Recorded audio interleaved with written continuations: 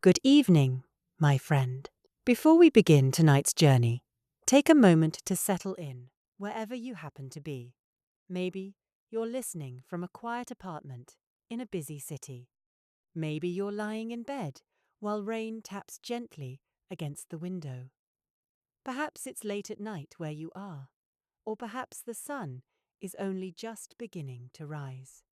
Whenever you are listening, and wherever you are in the world, feel free to leave a comment below and let us know your location and the local time.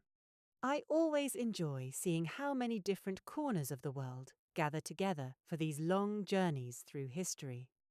And if you enjoy slow explorations of forgotten worlds, you can always like the video and subscribe. But only if you genuinely find yourself wanting to return for another voyage. Now, tonight's story begins with a very strange problem.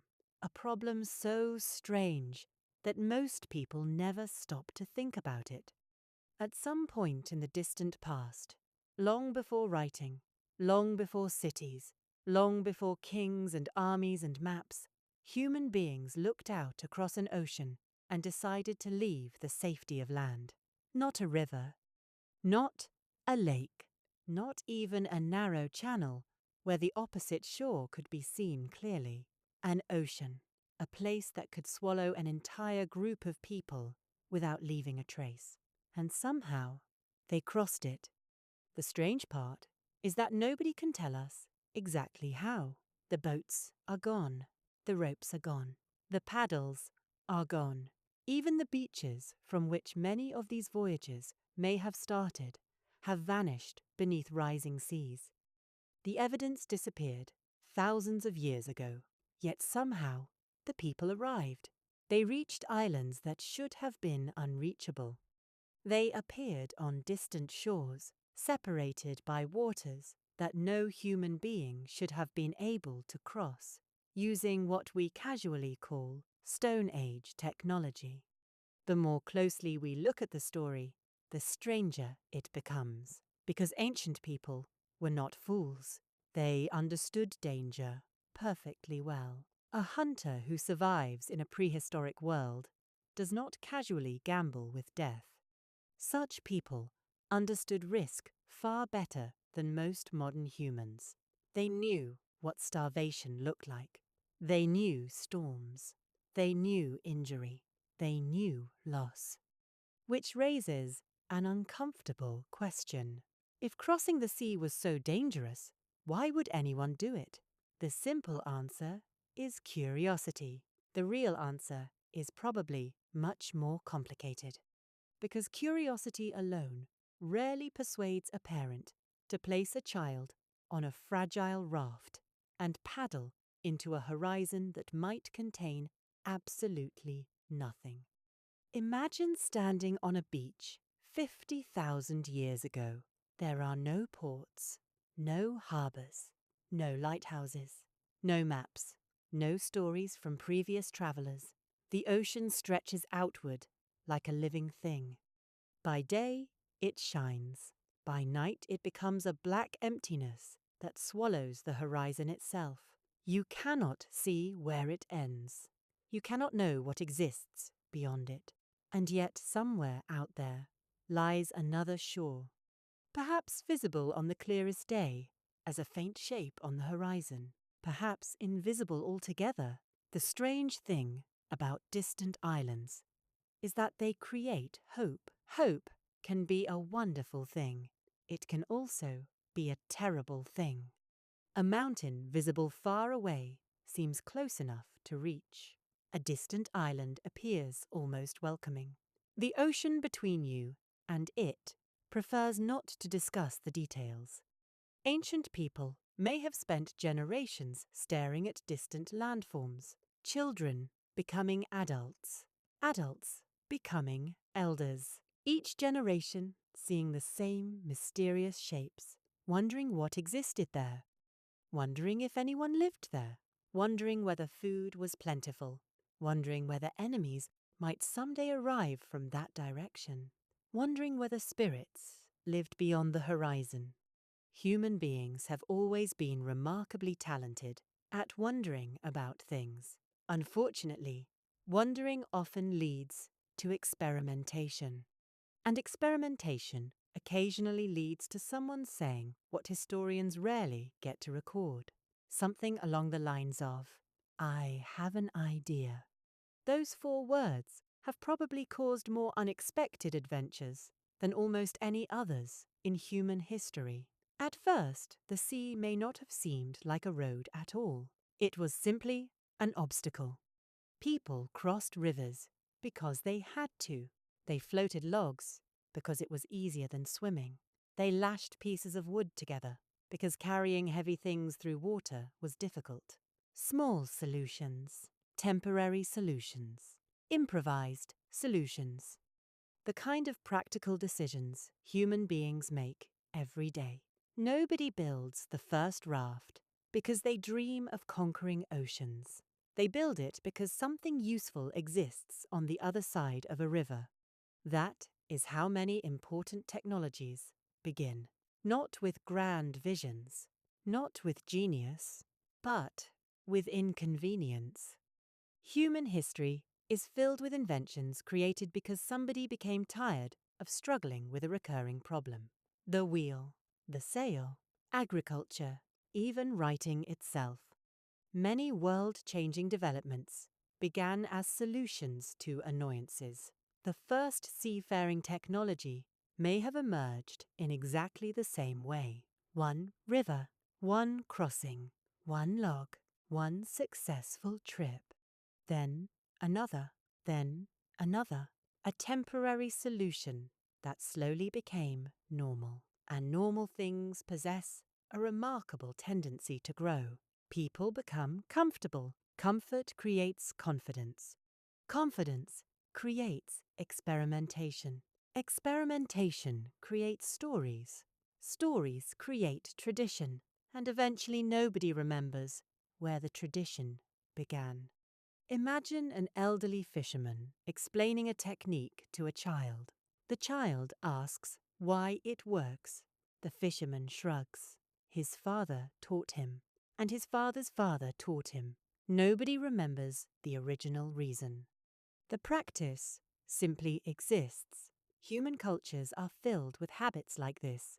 Small practical decisions that survive so long they begin to feel ancient and sacred. Perhaps early seafaring evolved the same way. Not as a dramatic leap into the unknown, but as thousands of tiny steps that nobody noticed at the time. A river crossing became a coastal journey. A coastal journey became a visit to a nearby island. A nearby island became a familiar destination, and eventually somebody realized that the next island lay just beyond the horizon, only slightly farther, only slightly more dangerous, only slightly more uncertain. Human beings have always had a weakness for the phrase "only slightly." History repeatedly demonstrates that only slightly farther often turns into a very long trip indeed. The ocean, meanwhile, remained patient.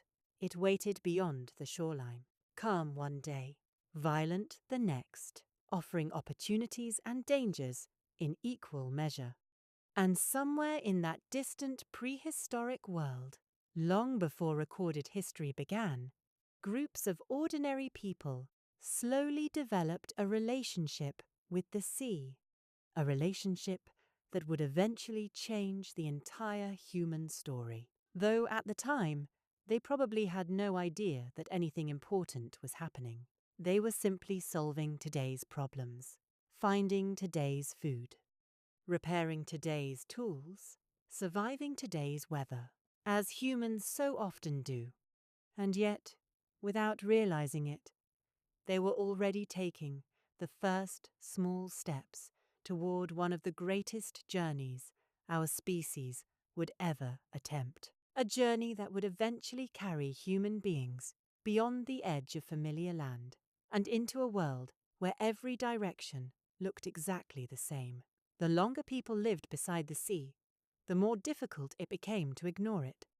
That sounds obvious at first, Of course, people living near the coast would notice the ocean, but noticing something and understanding it are very different things.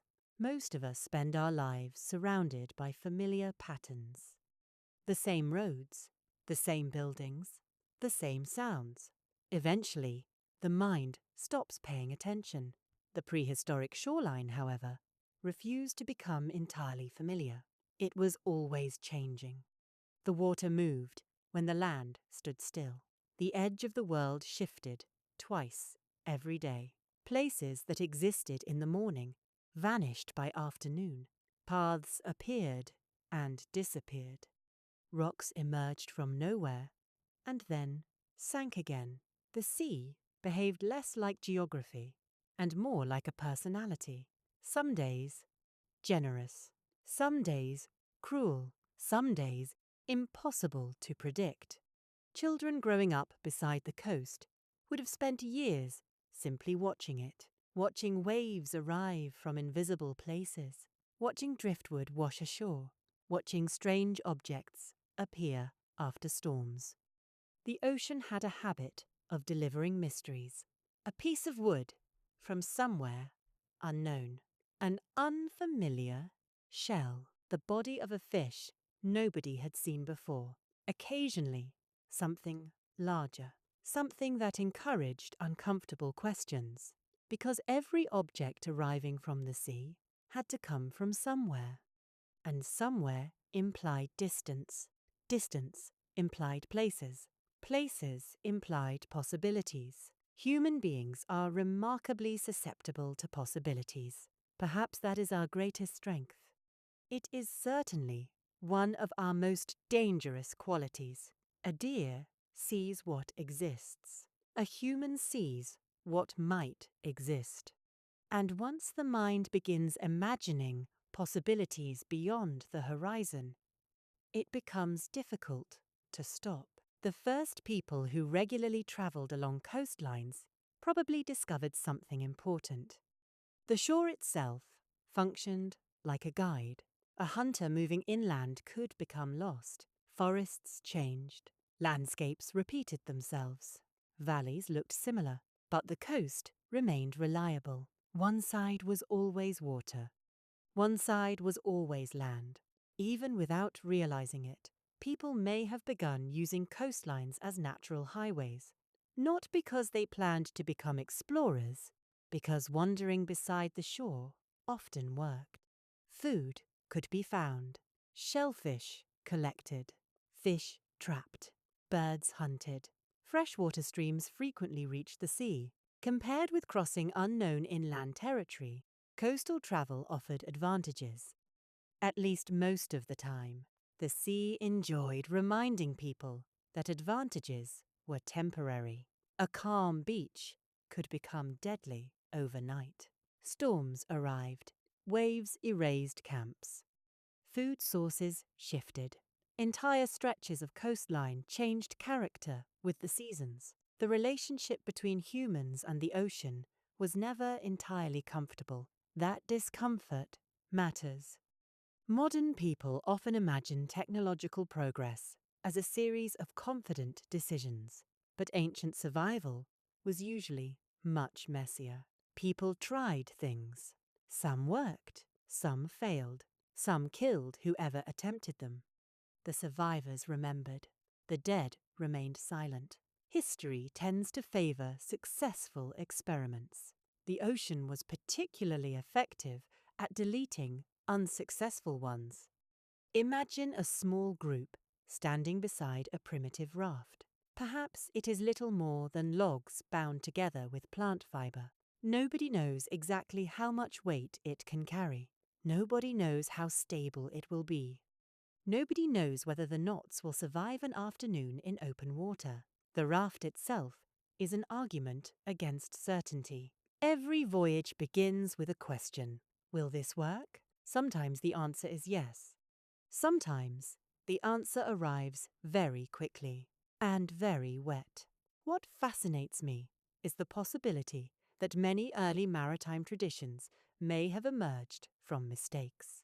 A group drifts farther than intended. A storm pushes them off course.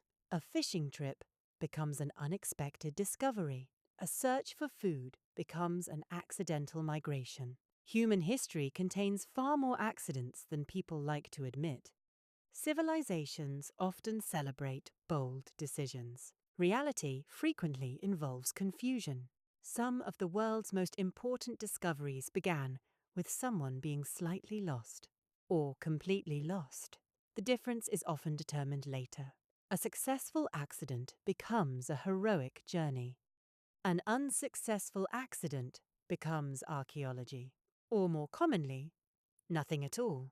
The sea is very efficient at producing nothing at all.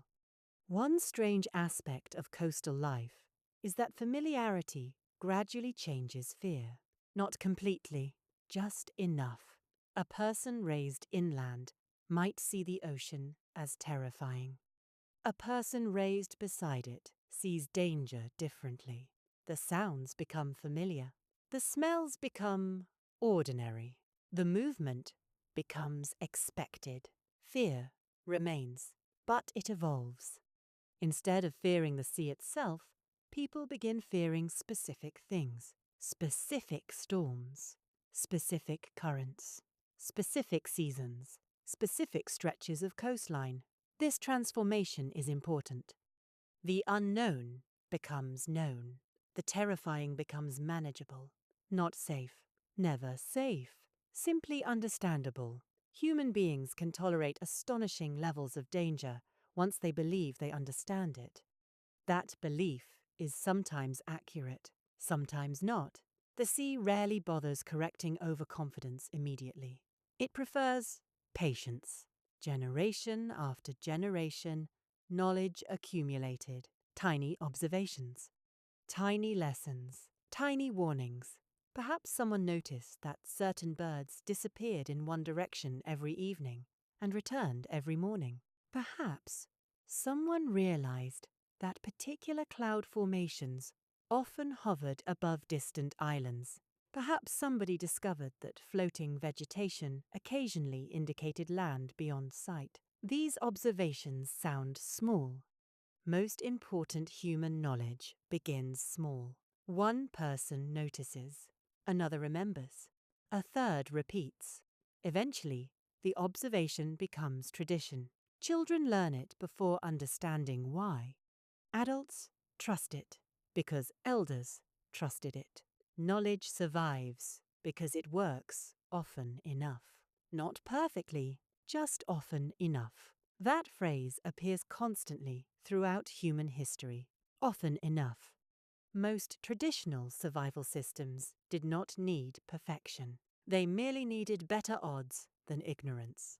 The sea rewarded such systems, at least occasionally. And every successful voyage created a dangerous new possibility, because success changes people. Failure encourages caution. Success encourages ambition. A group reaches a nearby island, returns safely, brings food, brings stories, brings evidence that the impossible may not be impossible after all. Suddenly, the horizon looks different. The distance appears smaller. The risk seems more manageable. The unknown becomes tempting. Temptation is rarely dramatic. It usually arrives quietly. A thought, a suggestion, a conversation around a fire. Someone mentions another island farther away. Someone else wonders what might be there. Another person laughs. A few months later, they are building a larger raft. Human beings have always possessed a remarkable ability to convince themselves that slightly greater risk is perfectly reasonable. The logic often sounds convincing. We reached that island. Why not the next one? The next island becomes the next horizon. The next horizon becomes the next challenge. And gradually, almost invisibly, a coastal people begin transforming into something new. Not sailors yet. Not navigators. Not explorers. Those words belong to later ages.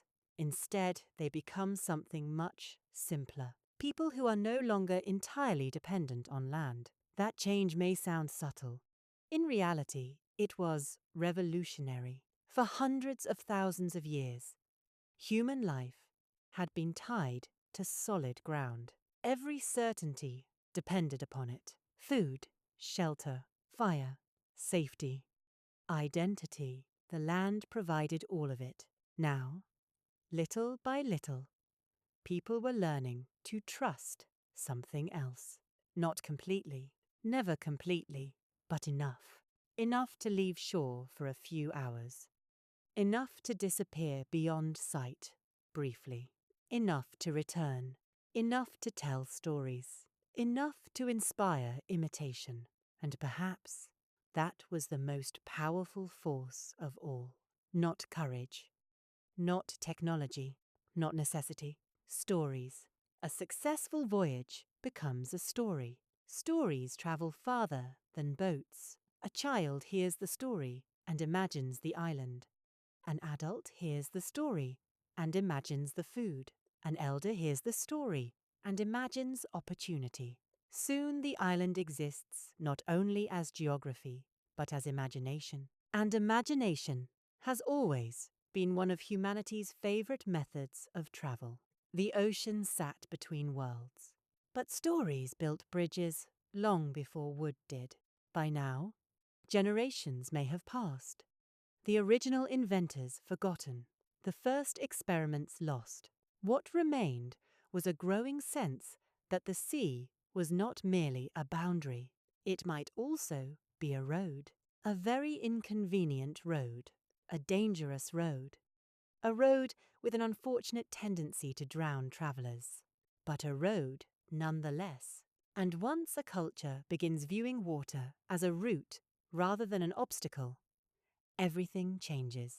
Not immediately, slowly, almost invisibly, like a tide creeping across a beach, like driftwood moving with a current, like an idea finding its place inside the human mind.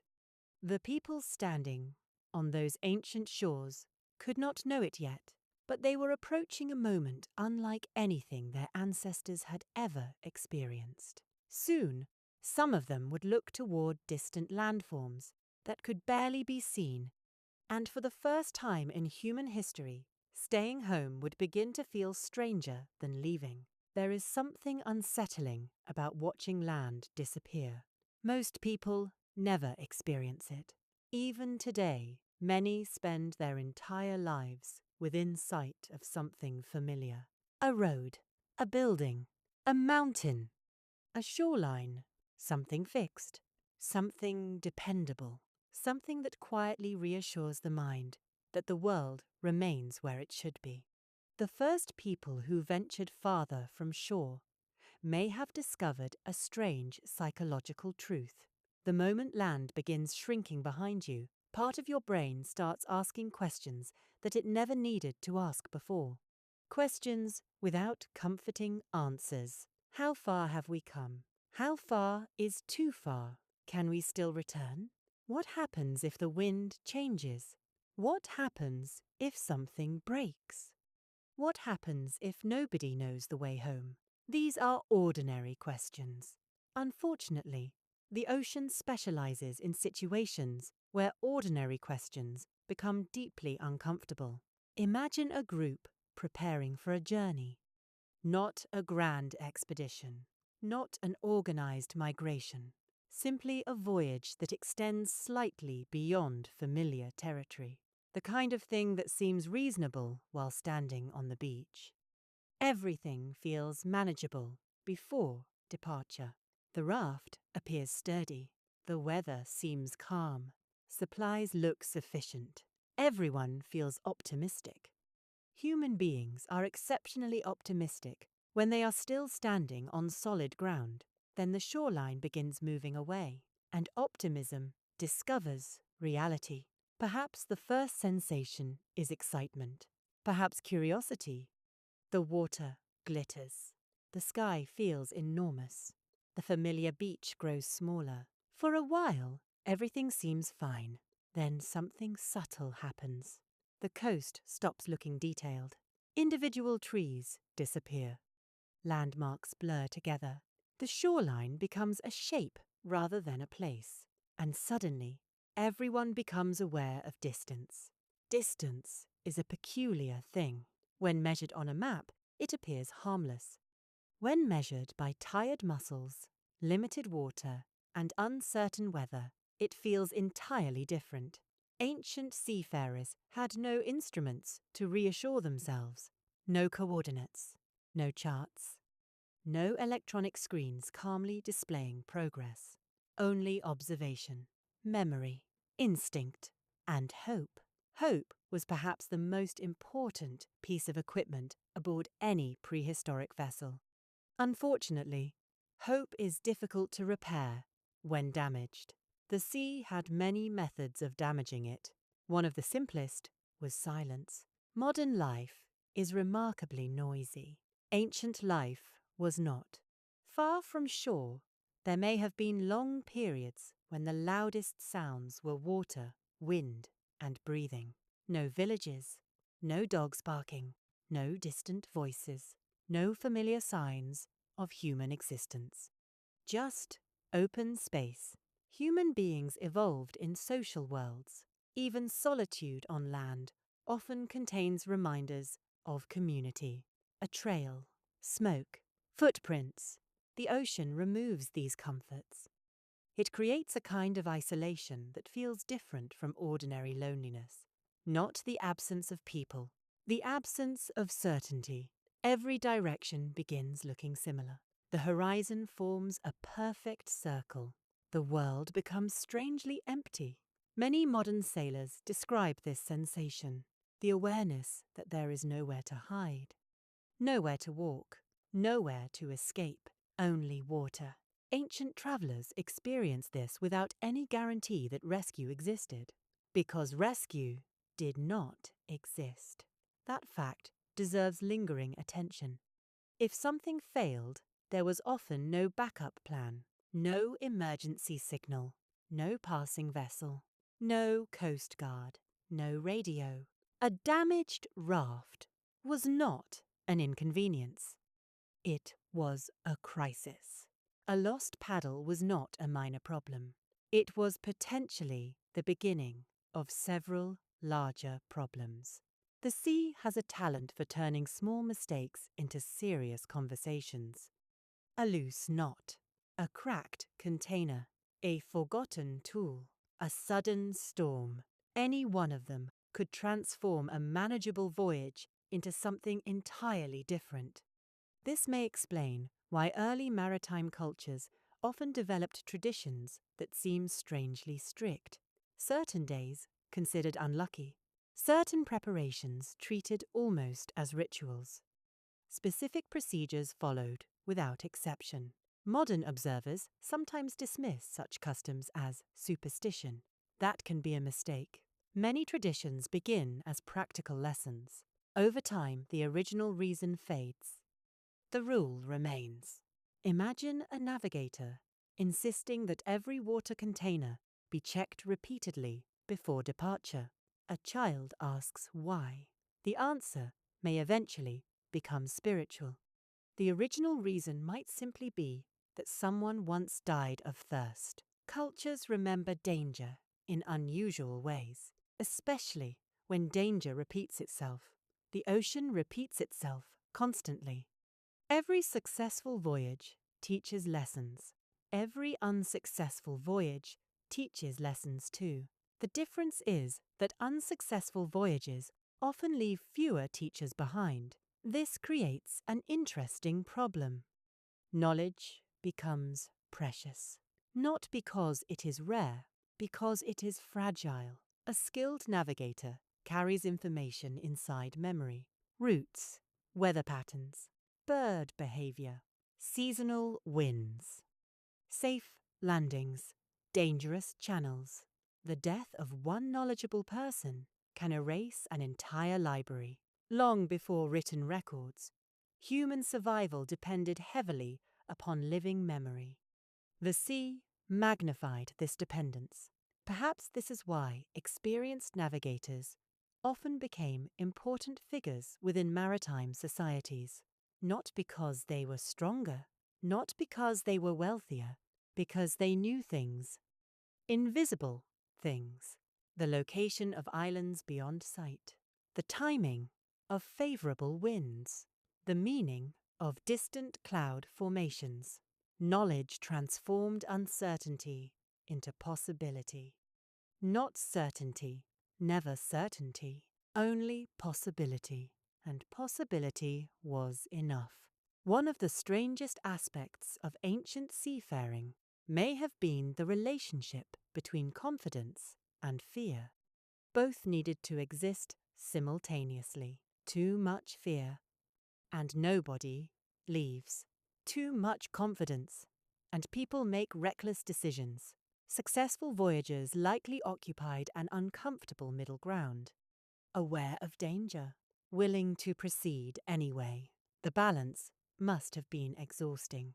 Imagine trying to reassure frightened passengers while secretly wondering whether you are correct, whether the island truly lies ahead, whether your memory is accurate, whether the weather will remain stable, whether the birds are flying in the expected direction.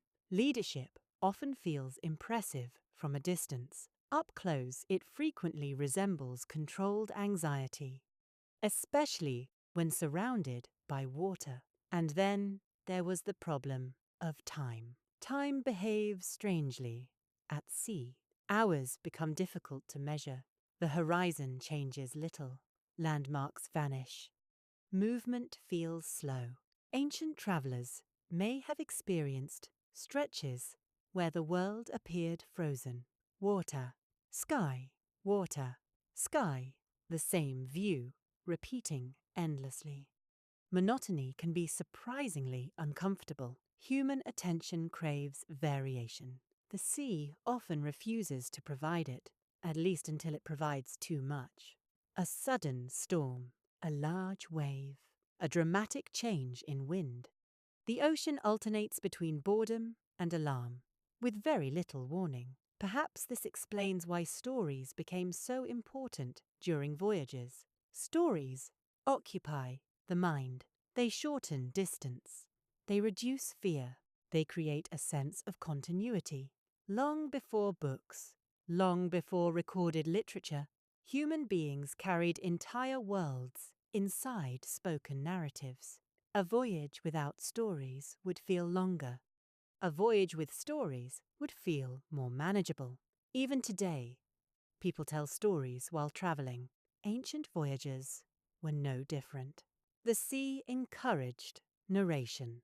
There was little else to do. Somewhere, during these long journeys, children listened.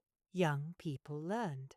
Knowledge passed quietly between generations, not in classrooms, not through lectures, through repetition, observation, conversation.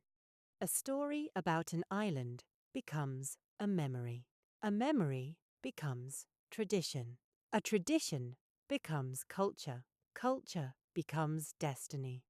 And slowly, almost invisibly, humanity's relationship with the ocean deepened. What had begun as temporary experimentation was becoming something larger. Not yet an oceanic civilization. Not yet, but the foundations were forming. People were learning that water could connect as well as separate, that horizons sometimes concealed opportunities, that islands existed beyond sight, that returning home after leaving was possible. Those realizations sound simple. In reality, they altered the limits of the human imagination. Before a person can travel somewhere, they must first believe such travel is possible. That belief may be the most important invention in this entire story. Not the raft, not the paddle, not the sail. The belief, the quiet realization that the horizon is not necessarily the end of the world, only the end of what you can currently see. And once enough people begin believing that, something remarkable happens. The horizon changes. it no longer appears like a boundary. It becomes an invitation, a dangerous invitation, a confusing invitation, an invitation written in wind and water and uncertainty, but an invitation nonetheless. And somewhere in that distant prehistoric world, groups of people were beginning to accept it, not because they fully understood what waited ahead, but because human beings have always possessed a peculiar relationship with the unknown. We fear it, we respect it, we imagine it, and eventually, if given enough time, we start moving toward it, even when common sense suggests otherwise. Especially when common sense suggests otherwise. For a very long time, the world looked different. Not a little different. Not the sort of difference that appears in old paintings or ancient maps. A truly different world. A world so unfamiliar that if you could somehow stand upon its shores, you might not even realize where you were. The oceans were lower then, much lower. Vast amounts of water remained trapped inside enormous sheets of ice that covered distant regions of the planet. And because so much water was locked away, land existed where today there is only sea. What we call islands today were often connected. Coastlines stretched outward for hundreds of miles. Entire landscapes existed that no longer exist. Forests, rivers, wetlands, hunting grounds, paths walked by, countless generations, all gone, hidden beneath water, swallowed so completely that modern people rarely think about them. Yet for the humans living there, those vanished lands were simply home, nothing mysterious, nothing legendary, just ordinary places. The place where children played, the place where families gathered, the place where fires burned at night, the place where people expected to spend the rest of their lives. History often focuses on dramatic events, battles, empires, kings. The sea prefers a slower style of storytelling. It changes the world so gradually that people sometimes fail to notice until everything is different. Imagine a child standing beside a familiar shoreline. The beach looks exactly as it always has. A few years pass. The water seems slightly closer. Nothing alarming. Another few years. A favorite stretch of sand disappears during high tides. Still not alarming. Another generation. A grove of trees now floods occasionally. People adapt. They move camp slightly inland. Life continues. Then more years pass. The grove vanishes entirely. A river changes course. Fishing areas shift. Old paths become marshland. And still people adapt, because adaptation is what humans do. Most changes in history do not arrive dramatically. They arrive politely, quietly, almost apologetically. The sea is especially skilled at this. A storm can destroy a village overnight. Rising water prefers patience. It works slowly, year after year, generation after generation, until people find themselves living in a different world from the one their grandparents knew. The strange thing is that memory often preserves fragments of these transformations. An old person remembers a distant hill. A young person sees only open water. A grandfather talks about a hunting ground. His grandchildren know it as a bay. Neither is wrong. They simply inhabit different versions of the same landscape. Imagine how confusing this must have felt. Not because people were incapable of understanding change, because the change happened slowly enough to become normal. Human beings normalize almost everything. That may be our greatest survival skill. and occasionally, our greatest weakness. The sea rises. People adjust. The shoreline retreats. People adjust. Resources move. People adjust. At first, the solutions are temporary. A new camp, a new route, a new fishing ground, a new place to gather fresh water. Temporary solutions are comforting. They suggest that normal life will eventually return. The problem is that temporary solutions sometimes become permanent. And once permanence arrives, entire cultures begin changing around it. A family moves inland, then another, then another. Soon a settlement exists where none existed before. Children grow up there. For them, the new location feels ancient. The previous location becomes a story, and stories have a curious tendency to drift toward myth. This may have happened countless times as the ocean slowly expanded across the ancient world. Places vanished, memories lingered, reality transformed into narrative, narrative transformed into tradition, tradition transformed into identity.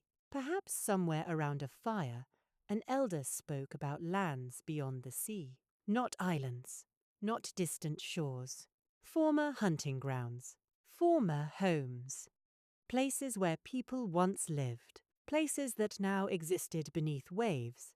Imagine listening to such stories as a child. An entire world hidden underwater, a forest beneath the sea, a river beneath the sea, paths beneath the sea. The idea sounds almost magical. Yet for those ancient listeners, it may have been reality remembered through memory. The sea was not merely a barrier, it was becoming a thief, stealing familiar places, stealing certainty, stealing land. The important thing is that people did not simply sit and watch. They responded. Humans always respond. Sometimes intelligently, sometimes desperately, often both at the same time. As coastlines changed, movement became necessary, not because people suddenly desired adventure, because remaining still became increasingly difficult. This distinction matters. Modern stories often portray exploration as a choice. Many ancient migrations were probably closer to negotiations with circumstance. The environment changes. Resources move. Communities adapt. People follow opportunity, or escape inconvenience, or avoid danger. The reasons are usually practical. History tends to romanticize them later.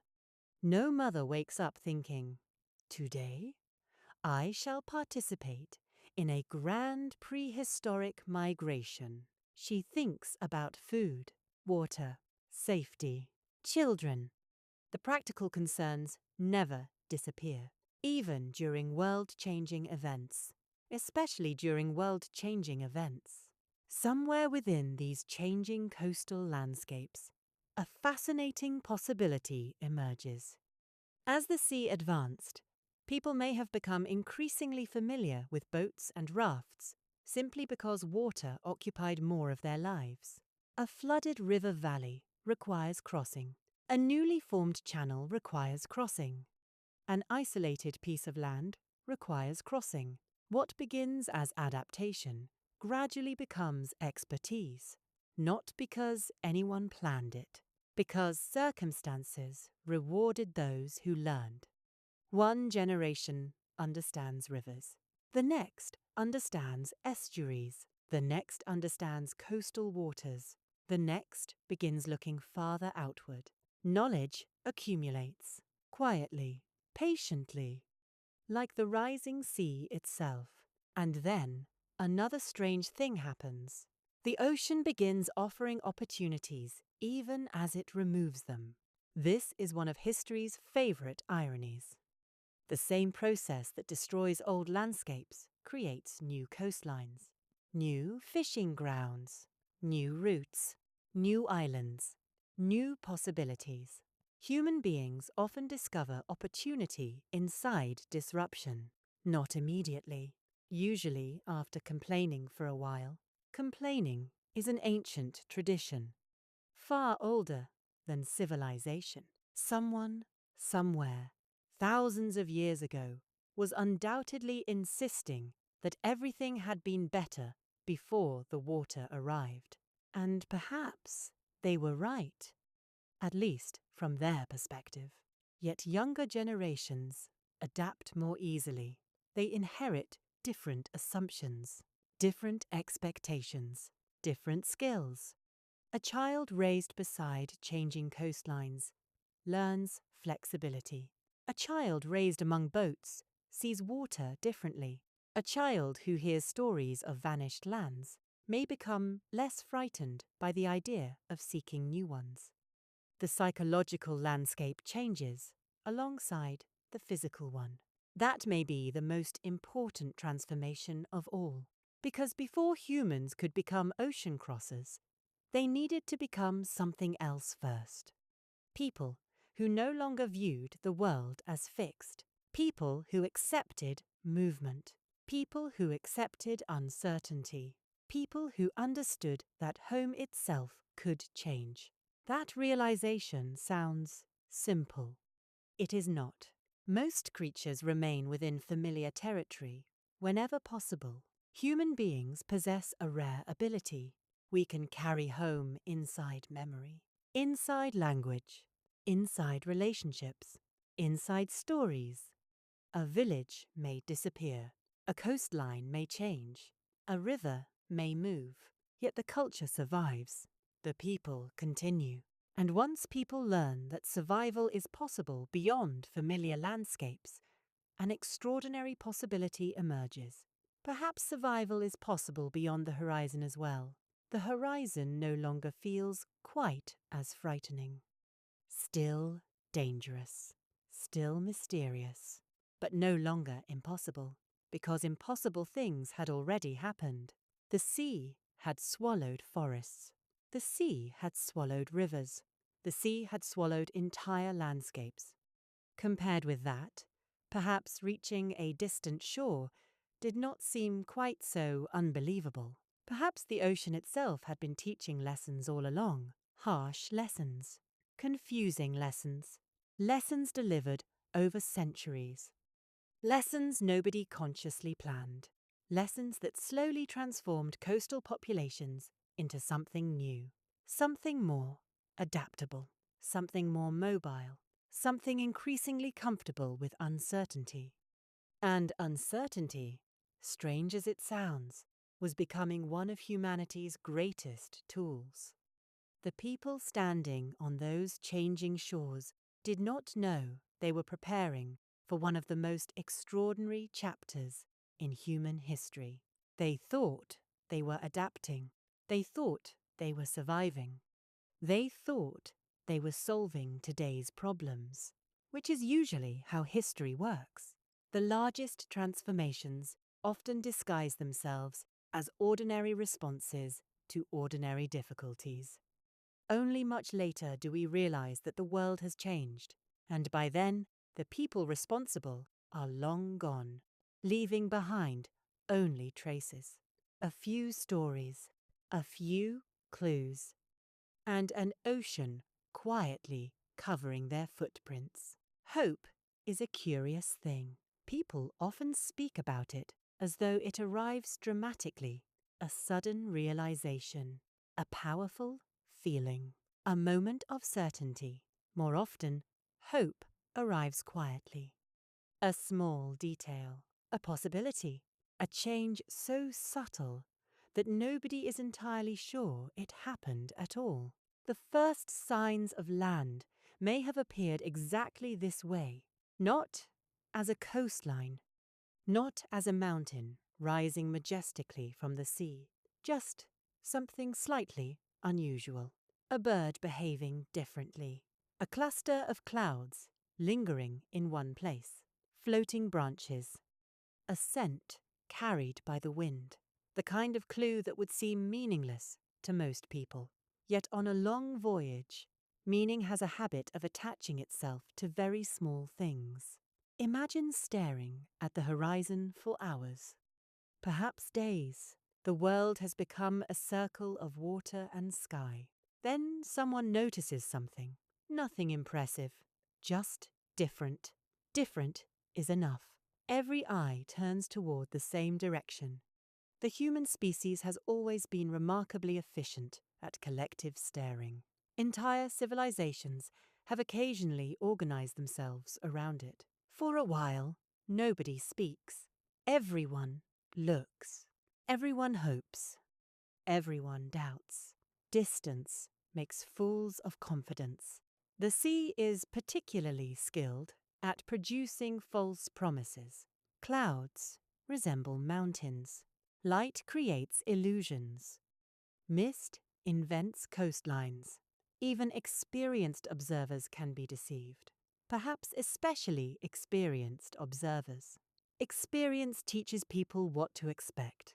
The horizon occasionally exploits that expectation. So they continue watching, waiting, wondering. The shape remains. Then gradually, it changes. Not because the shape changes, because the vessel moves closer. What was once uncertain becomes possible. What was possible becomes probable. And eventually, the impossible becomes visible. Land. Actual land. Not memory. Not imagination. Not hope. Land. One can only speculate about the emotions that accompanied such moments. Relief, certainly. Excitement, perhaps. Disbelief, almost certainly. Exhaustion as well. Exhaustion has a habit of joining every major achievement in human history. The important thing is that seeing land and reaching land are not the same thing. This is another lesson the sea enjoys teaching. Distance remains deceptive until the very end. The shoreline may appear close. Hours later, it remains frustratingly distant. Every paddle stroke seems inadequate. The island grows larger. Yet never quickly enough. People become impatient. The destination dominates every thought. Water, shelter, rest, certainty, the promise of solid ground. And then, as often happens, reality begins introducing complications. Because unknown shores are still unknown. The existence of land solves some problems. It introduces others.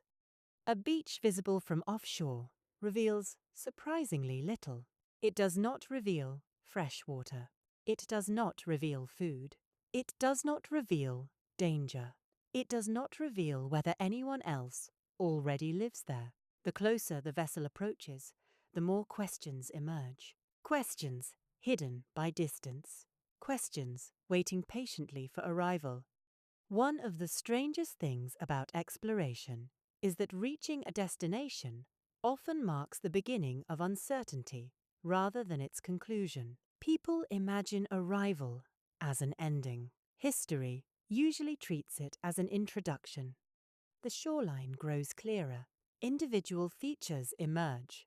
Trees, rocks, vegetation, perhaps unfamiliar shapes, perhaps unfamiliar sounds, perhaps unfamiliar birds circling overhead.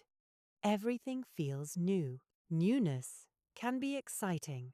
It can also be deeply uncomfortable. Human beings like discovery, in theory. In practice, discovery often involves confusion.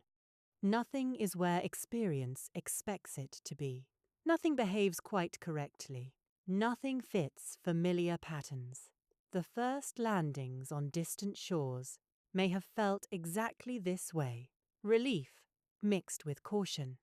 Curiosity mixed with concern. A strange emotional blend. The kind that appears whenever people enter environments they do not yet understand. Eventually, the vessel reaches shallow water. The sound changes. That detail is easy to overlook. Yet anyone familiar with coastlines knows how different water sounds near land. The rhythm shifts. Waves interact with sand, with rocks, with reefs. The ocean begins speaking a different language. For travelers who have spent long periods surrounded by open water, those sounds may have felt almost miraculous. Evidence, confirmation, proof that the journey was real. Then comes the moment itself. Feet touching ground. A simple action, one of the simplest actions imaginable. Yet after days surrounded by uncertainty, solid earth becomes extraordinary. Perhaps some people laughed. Perhaps some cried. Perhaps most simply stood in silence. Exhaustion often produces silence. The body finally receives what it has been seeking. Stability, stillness, the strange sensation of standing without movement. Modern people rarely think about balance. Ancient voyagers likely thought about it constantly. A vessel moves, the body adapts. Hours become days. The rhythm becomes normal. Then suddenly, the ground refuses to move. The sensation can feel almost unreal. Even today, sailors sometimes report this experience after long periods at sea. The body continues expecting motion. The land feels strange. That small detail creates an interesting irony. The destination that seemed so comforting from afar may initially feel unfamiliar. The ocean has altered perception. The journey has altered perception. Nothing feels exactly the same. And then practical concerns return. Practical concerns always return. History repeatedly attempts to become dramatic. Human survival repeatedly drags it back toward logistics. Water, food, shelter. These priorities remain remarkably consistent across time. The first task is almost certainly freshwater, not because it is interesting, because it is essential. An island without fresh water can quickly become a trap, a beautiful trap, a green trap, a trap nonetheless. The search begins. People spread out, observing, listening, smelling, searching for signs. A stream, a spring, a pool, anything. Fresh water transforms possibility into survival. Without it, every other discovery becomes irrelevant. The same applies to food. The shoreline may appear abundant. Appearances are unreliable. Some plants nourish, others poison. Some animals provide food, others provide unpleasant surprises. Everything requires learning. Everything requires caution. The first explorers of any new environment immediately become students. Nature begins teaching. Nature is not always gentle. Perhaps unfamiliar animals move through the forests. Perhaps strange sounds emerge after sunset. Perhaps the stars themselves appear different from expectations. Every environment possesses its own personality. The newcomers must learn it, and learning often involves mistakes.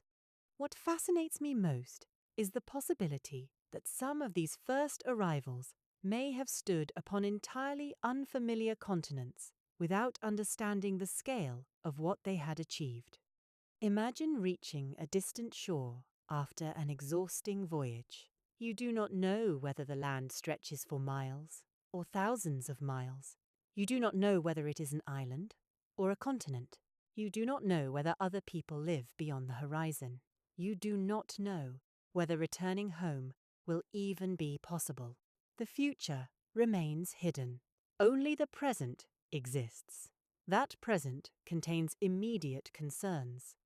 Water, food, safety, the same concerns that accompanied every generation before them. Yet something fundamental has changed. The horizon behind them is no longer merely an unknown place. It is now a route, a connection, a memory. The impossible journey has become a completed journey. That transformation carries enormous consequences. Once people arrive successfully, stories begin forming. Stories travel farther than boats. A successful voyage becomes knowledge. Knowledge becomes confidence. Confidence becomes repetition. Repetition becomes tradition. And tradition becomes culture. The cycle begins again. A temporary solution starts becoming permanent, just as it has so many times before. Perhaps this is one of the deepest patterns in human history. People solve a problem. The solution works. The solution becomes normal. Eventually, nobody remembers that it was once an experiment. The first great ocean crossing may have followed exactly this pattern. A terrifying gamble, a desperate necessity, a remarkable achievement. Then, slowly, over generations, something else. A route, a skill, a tradition, a way of life. The extraordinary becoming ordinary. The impossible becoming expected. And somewhere beneath that transformation lies one of the most fascinating truths about our species. Human beings rarely conquer challenges all at once. We become accustomed to them, little by little, voyage by voyage, generation by generation, until one day our descendants look back and wonder why the journey seemed difficult at all, never realizing how much courage was hidden inside the first uncertain step away from shore. The strange thing about knowledge is that it often becomes invisible. A person discovers something useful. The discovery spreads. A few generations pass. Soon everyone behaves as though the knowledge always existed. Nobody remembers the moment it first appeared. Nobody remembers how uncertain it once felt. It simply becomes part of reality. The sea may have taught this lesson better than almost anything else. Imagine a child born into a community that already understands boats, already understands currents, already understands coastal travel.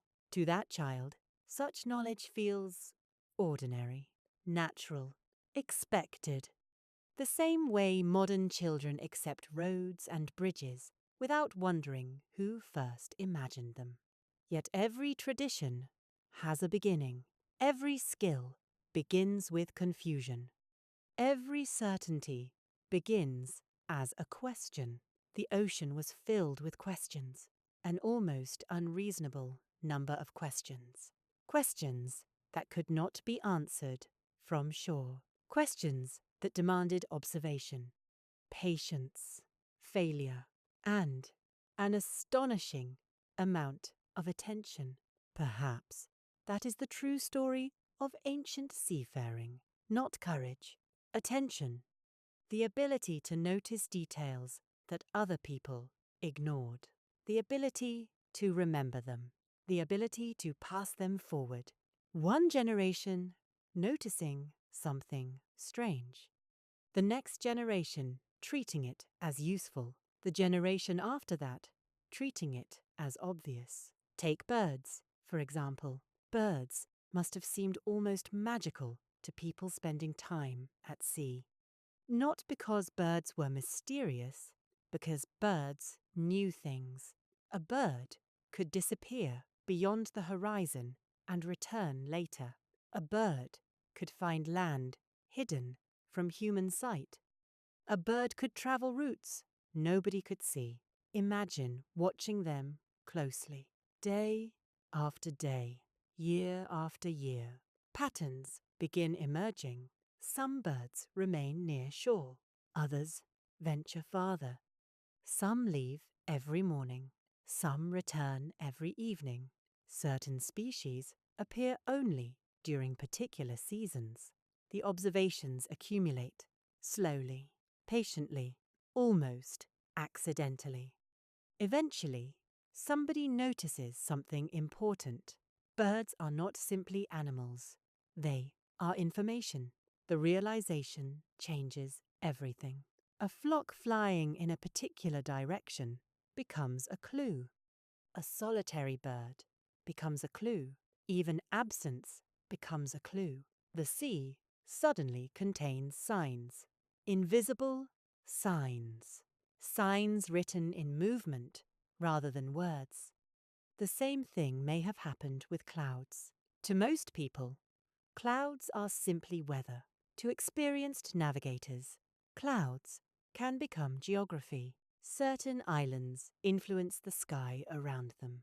Moisture rises, clouds gather, shapes linger, subtle differences emerge. A person unfamiliar with these patterns sees weather. A skilled observer sees possibility. The ocean rewards this kind of observation. Again and again. A distant cloud formation, a slight color variation, a particular bird, a floating branch, a change in the smell of the wind. Tiny details, tiny clues, individually meaningless, together transformative. One begins to understand why ancient navigators often acquired such respect. Their knowledge must have seemed almost supernatural. Imagine being able to find land that nobody else could see. Imagine confidently steering toward an invisible destination. Imagine predicting arrival based on signs that appear meaningless to everyone around you. The line between expertise and magic can become surprisingly thin, especially in cultures without written explanations. A navigator says land lies ahead. Nobody sees land. Hours pass. Then land appears. What conclusion would most people draw? The navigator must know something extraordinary. And in a sense, they do. Not magic. Observation. Accumulated observation. The most powerful form of knowledge humanity has ever possessed. Yet observation alone was not enough. Memory mattered just as much, perhaps more. Before maps existed, people carried maps inside themselves. That sentence sounds poetic. It is also literally true. The route lived inside memory. The landmarks lived inside memory. The seasonal timing lived inside memory. The dangerous waters lived inside memory. Everything existed inside human minds. An entire navigation system preserved through recollection and repetition. The fragility of such a system is astonishing. One forgotten detail could alter a voyage. One lost expert could remove decades of accumulated understanding. Knowledge required constant maintenance. Stories helped. Songs helped. Rituals helped. Anything capable of preserving information across generations became valuable. Modern people often separate practical knowledge from culture. Ancient societies rarely had that luxury. Culture was the storage system. Stories stored information. Traditions stored information. Ceremonies stored information. Myths stored information. Even humor stored information. Especially humor. People remember amusing stories remarkably well. A warning wrapped inside a joke often survives longer than a warning delivered as a lecture. Human nature has not changed very much. Ancient people understood this perfectly. Imagine a navigator teaching younger travelers. The lesson is not delivered in a classroom. The lesson unfolds during real journeys. A bird passes overhead. The teacher points. A cloud forms on the horizon. The teacher explains. The wind shifts. Another lesson begins. Knowledge becomes inseparable from experience. The ocean itself functions as the classroom. A demanding classroom. A classroom with unfortunate consequences for failed examinations. And so, generation after generation learns. The process continues. Slowly, the sea becomes less mysterious, not less dangerous. Those are different things. Danger remains, always. The ocean never signs a peace treaty. It merely becomes more understandable, and understanding changes behavior. People become willing to travel farther, willing to take larger risks, willing to imagine destinations beyond familiar routes. This creates an interesting cycle. Knowledge produces confidence. Confidence produces exploration. Exploration produces new knowledge. The cycle repeats. Human civilization is full of cycles like this. The ocean simply magnifies them. What fascinates me most is how ordinary many of these discoveries probably felt at the time. History likes dramatic moments. Reality often prefers gradual accumulation. Nobody announces that a civilization has become better at reading clouds. Nobody celebrates the invention of noticing birds more carefully. Yet such developments may have altered the course of human migration as profoundly as any king or empire, because empires come later. The ocean comes first, long before cities, long before monuments, long before writing. Human beings were already solving problems presented by distance, already learning how to interpret nature, already creating systems capable of moving people across astonishing expanses of water. The achievement becomes even more remarkable when one remembers what was absent. No compass, no sextant, no charts, no satellite imagery, no weather forecasts, no radio, no emergency assistance. Nothing, only people. People and memory. People and observation. People and patience. The more one thinks about it, the more extraordinary it becomes. Not because ancient humans possessed superhuman abilities, because they possessed ordinary abilities used extraordinarily well. Modern life often hides this fact. We outsource observation. We outsource memory. We outsource navigation. Machines perform many tasks that once demanded intense attention. Ancient seafarers could not outsource anything. Every detail mattered. Every mistake mattered. Every lesson mattered. And perhaps this produced a different relationship with the world. A more intimate relationship. A more attentive relationship. The sea was not scenery. It was information.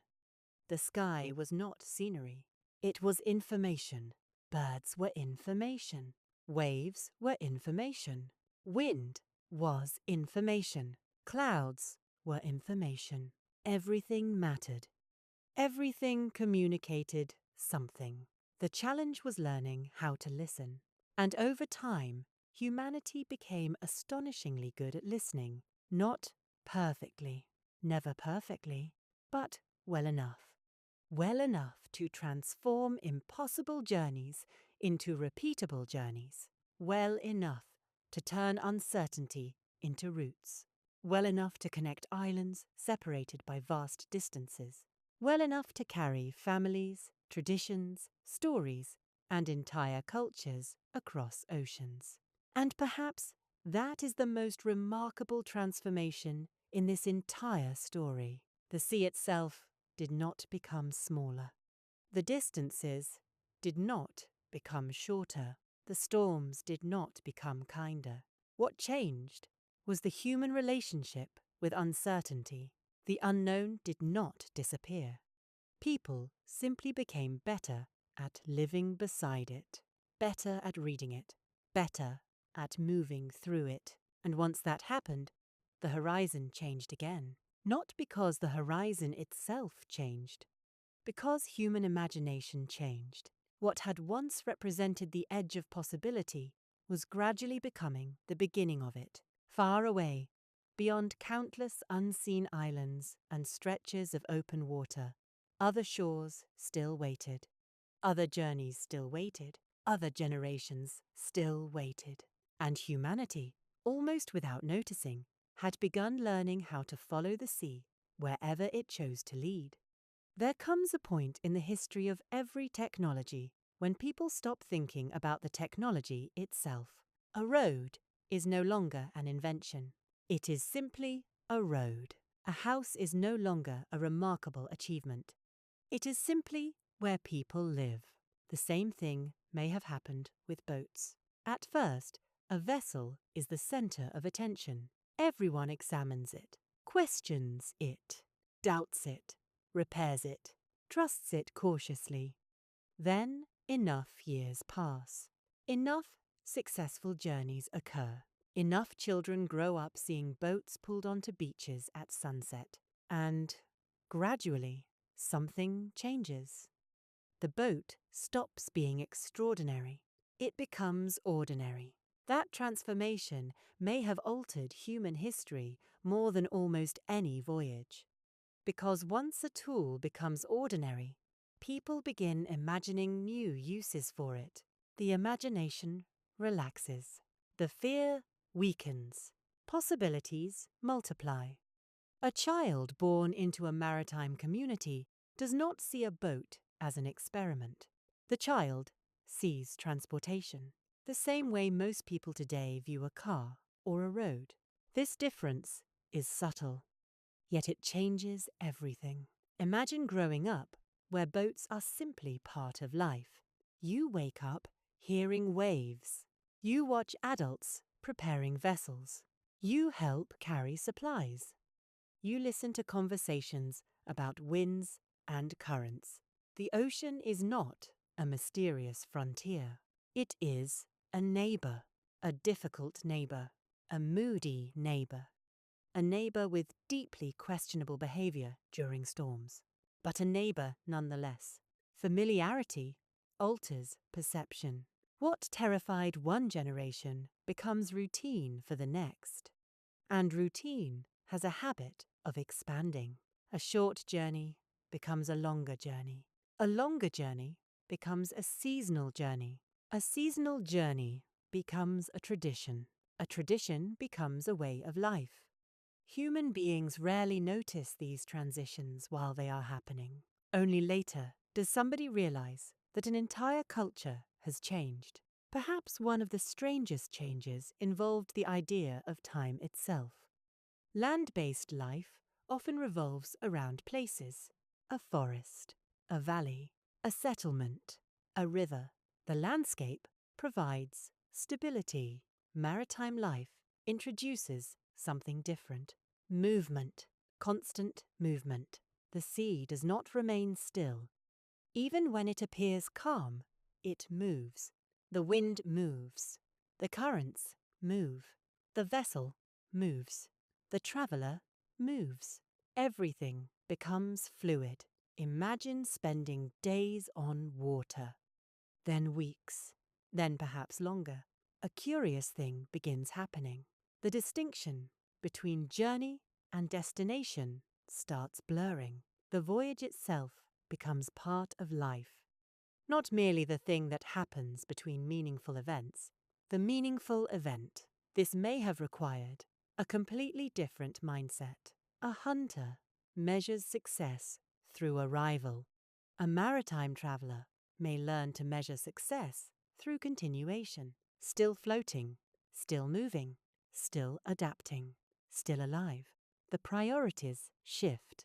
And with those shifting priorities come new forms of discomfort. People often romanticize ancient voyages. They imagine adventure, discovery, heroism. Reality likely contained a great deal more inconvenience. Human beings remain remarkably consistent across history. Wherever groups of people gather for extended periods, certain problems inevitably emerge. Someone snores. Someone complains. Someone becomes convinced that another person is not doing enough work. Someone eats more than their share. Someone develops a talent for offering advice at exactly the wrong moment. The ocean does not magically eliminate ordinary human behavior. If anything, it magnifies it. A crowded vessel leaves little room for avoidance. On land, disagreement can be escaped. A person walks away, finds another place to sit, takes a different path. The sea offers fewer options. When people spend long periods together in confined spaces, every personality becomes larger. Every habit becomes more noticeable. Every irritation becomes more irritating. History rarely records these details. Yet they may have shaped voyages just as much as weather. Imagine weeks spent surrounded by the same voices, the same faces, the same routines, the same conversations. Again and again, the sea creates intimacy, whether people want it or not. Perhaps this intimacy contributed to another fascinating development, the creation of highly structured social roles. Because uncertainty encourages organization, someone must make decisions. Someone must maintain equipment. Someone must watch the weather. Someone must monitor supplies. Someone must teach younger travelers. Complex journeys tend to produce complex social systems, not because anyone planned them, because practical necessity rewards structure, temporary solutions becoming permanent once again. A pattern that appears everywhere in this story. A successful voyage introduces a useful practice. The practice becomes routine. The routine becomes tradition. Eventually, nobody remembers that things were ever different. One can imagine entire communities gradually reorganizing themselves around maritime life. Children learning navigation. Families specializing in boat construction. Individuals acquiring reputations for weather knowledge. Certain people becoming trusted because they possess information others lack. Knowledge becomes status. Experience becomes status. Reliability becomes status. The ocean creates its own hierarchies, not always based on strength, often based on judgment. Because judgment becomes extraordinarily valuable when mistakes carry such severe consequences. And then there is the matter of trust. Trust may have been one of the most important resources aboard any vessel, more important than equipment in some circumstances. Consider how strange the situation really is. A group leaves familiar land, entrusts their survival to a fragile craft, depends upon the knowledge of a few individuals, relies upon cooperation, relies upon patience, relies upon countless details functioning correctly. The entire system depends upon trust. Trust in the vessel, trust in companions, trust in memory, trust in observation, trust in decisions that cannot be fully verified until much later. The remarkable thing is that people continued doing it again and again and again. That persistence tells us something profound about humanity. People often assume courage means the absence of fear. History suggests otherwise. The most important journeys usually occur despite fear, not because fear disappears, because people learn to carry it the same way they carry water, or tools, or responsibilities. A practical burden, always present, manageable if handled correctly, dangerous if ignored. Perhaps this attitude gradually reshaped the human relationship with uncertainty. A land-based hunter faces uncertainty in immediate forms. A hidden predator, a sudden storm, a dangerous encounter.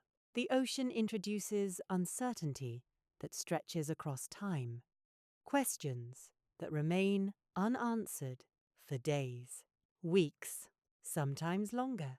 Where are we? How far remains? What lies ahead? Will conditions change? Will supplies last?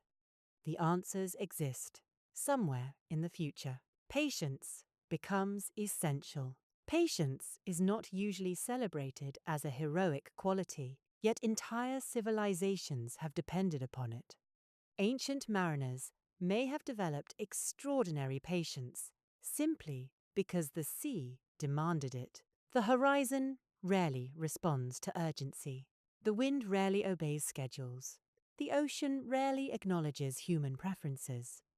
A person can become angry with the sea. The sea remains entirely indifferent. Many valuable life lessons begin this way. Perhaps that is why maritime cultures often seem to possess a particular philosophical character.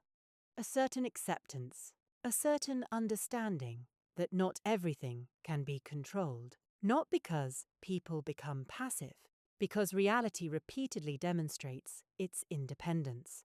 You prepare carefully, you observe carefully, you plan carefully. Then a storm arrives anyway. Humility becomes practical, not moral. Practical. The sea rewards humility more consistently than confidence. This lesson may have echoed across generations. Grandparents teaching grandchildren, parents teaching children. Experienced navigators teaching apprentices, not through lectures, through experience. The ocean serving as instructor, the ocean serving as examiner, the ocean occasionally serving as punishment. And slowly, over countless voyages, a remarkable transformation occurred. People who once viewed water as a barrier began viewing it as a landscape, not a landscape of stone and soil, a landscape of currents. Winds, clouds, birds, depths, roots, possibilities. The ocean became familiar enough to navigate, yet mysterious enough to respect.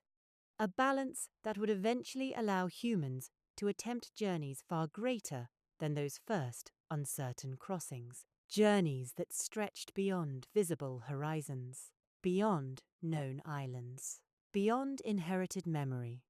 Journeys into spaces so vast that even experienced travelers must have felt very small. But that chapter was still approaching, for now humanity was learning a quieter lesson: how to live with the sea, how to travel upon it, how to trust it just enough, and perhaps most importantly of all, how to trust one another while surrounded by something far larger than any individual could ever hope to control. Because long before humans mastered the ocean, they first had to master the far more difficult challenge of sharing a fragile vessel while floating through uncertainty together. Night changes everything. A coastline at night is not the same coastline that exists during the day. A forest at night is not the same forest. A familiar house, a familiar road, a familiar room. Darkness has a peculiar talent for transforming ordinary things into slightly different versions of themselves. The ocean may be the greatest example of all. During daylight, the sea offers information. The horizon is visible. Clouds can be studied. Birds can be followed. Distances can be estimated. The world feels understandable, even when it is not. Then the sun begins sinking, slowly, almost politely, as though unaware of the consequences. The colours change first. The bright edges of the world soften. The water darkens. The sky deepens. Shadows lengthen across the surface of the sea. For a brief period, everything becomes beautiful, perhaps too beautiful. Sunsets often receive more admiration than suspicion. Yet for ancient voyagers, sunset also carried an uncomfortable message. Whatever happens next will happen in darkness. The realization may have arrived quietly, a glance toward the fading horizon. A subtle increase in activity aboard the vessel. Equipment checked. Supplies secured. Conversations shortened. Not necessarily because anyone felt afraid, because experience teaches preparation. The sea behaves differently after dark, not physically, psychologically. And psychology matters, especially when surrounded by water. The last traces of sunlight disappear, one by one, until finally the horizon itself vanishes. This is the moment modern people often struggle to imagine. Not darkness on land, darkness at sea. There are no city lights, no distant roads, no illuminated windows, no aircraft crossing the sky, no comforting signs of civilization, only darkness. The kind of darkness that dominated almost all of human history. A darkness so complete that it feels almost physical. The world shrinks, not because the ocean becomes smaller, because vision becomes smaller. A person who could see miles during daylight now sees only fragments. The vessel, nearby water, the faint outlines of companions. Everything else belongs to uncertainty. And uncertainty grows more active after sunset. The human imagination enjoys darkness, perhaps a little too much. Ancient people were not more superstitious than modern people. They simply lived closer to mystery. There is a difference. A sound heard at night feels different. A movement feels different. A shadow feels different. The mind begins filling gaps. Human beings are natural pattern makers. When information becomes scarce, imagination volunteers its services, sometimes helpfully, sometimes not. A splash somewhere beyond sight. Was it a fish? A wave? Something larger? Nobody knows. The uncertainty lingers. The sea produces countless moments like this. Questions without answers. Possibilities without confirmation. Perhaps that is why many maritime traditions became surrounded by stories. Stories help organize uncertainty. They provide explanations where observation cannot. And on a dark ocean, explanations are comforting, even imperfect explanations. Especially imperfect explanations. Imagine sitting quietly aboard a vessel, the waves moving beneath you, the darkness surrounding you, hours stretching outward. The sounds become strangely important. A paddle entering water, the creak of wood, the whisper of wind, the gentle impact of waves against the hull, breathing, coughing, movement. Tiny noises become entire events. Human attention behaves differently in darkness. The world narrows. Details expand. A loose rope becomes fascinating. A distant sound becomes significant. The ordinary becomes noticeable. Perhaps this is why night often feels longer than day. Not because time changes, because awareness changes. Ancient voyagers probably spent countless nights listening to the sea, listening to the vessel, listening to one another, listening for signs of trouble, listening for reassurance. The ocean rewards attentive listening. Sometimes, at other times, it rewards nothing at all. The sea has never felt obligated to explain itself. Above them, however, another world appears. The stars. Modern people encounter stars occasionally. Ancient people encountered them constantly. Not as decoration, as companions, as information, as orientation, as memory. Night after night, year after year, generation after generation, the sky became familiar. Not vaguely familiar, intimately familiar. Patterns recognized, movements understood, relationships remembered. Entire systems of knowledge built from points of light. Imagine a young traveller looking upward.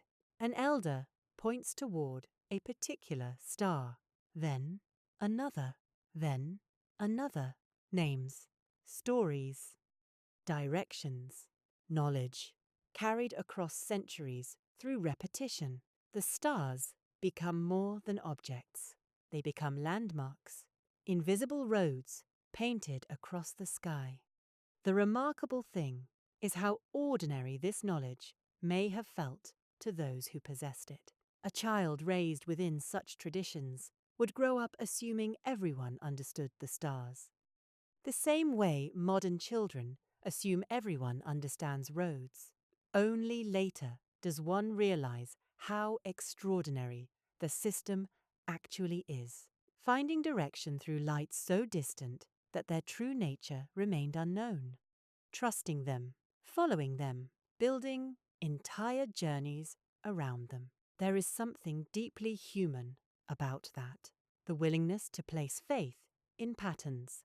The willingness to search for order within vastness. The willingness to believe that uncertainty can be navigated.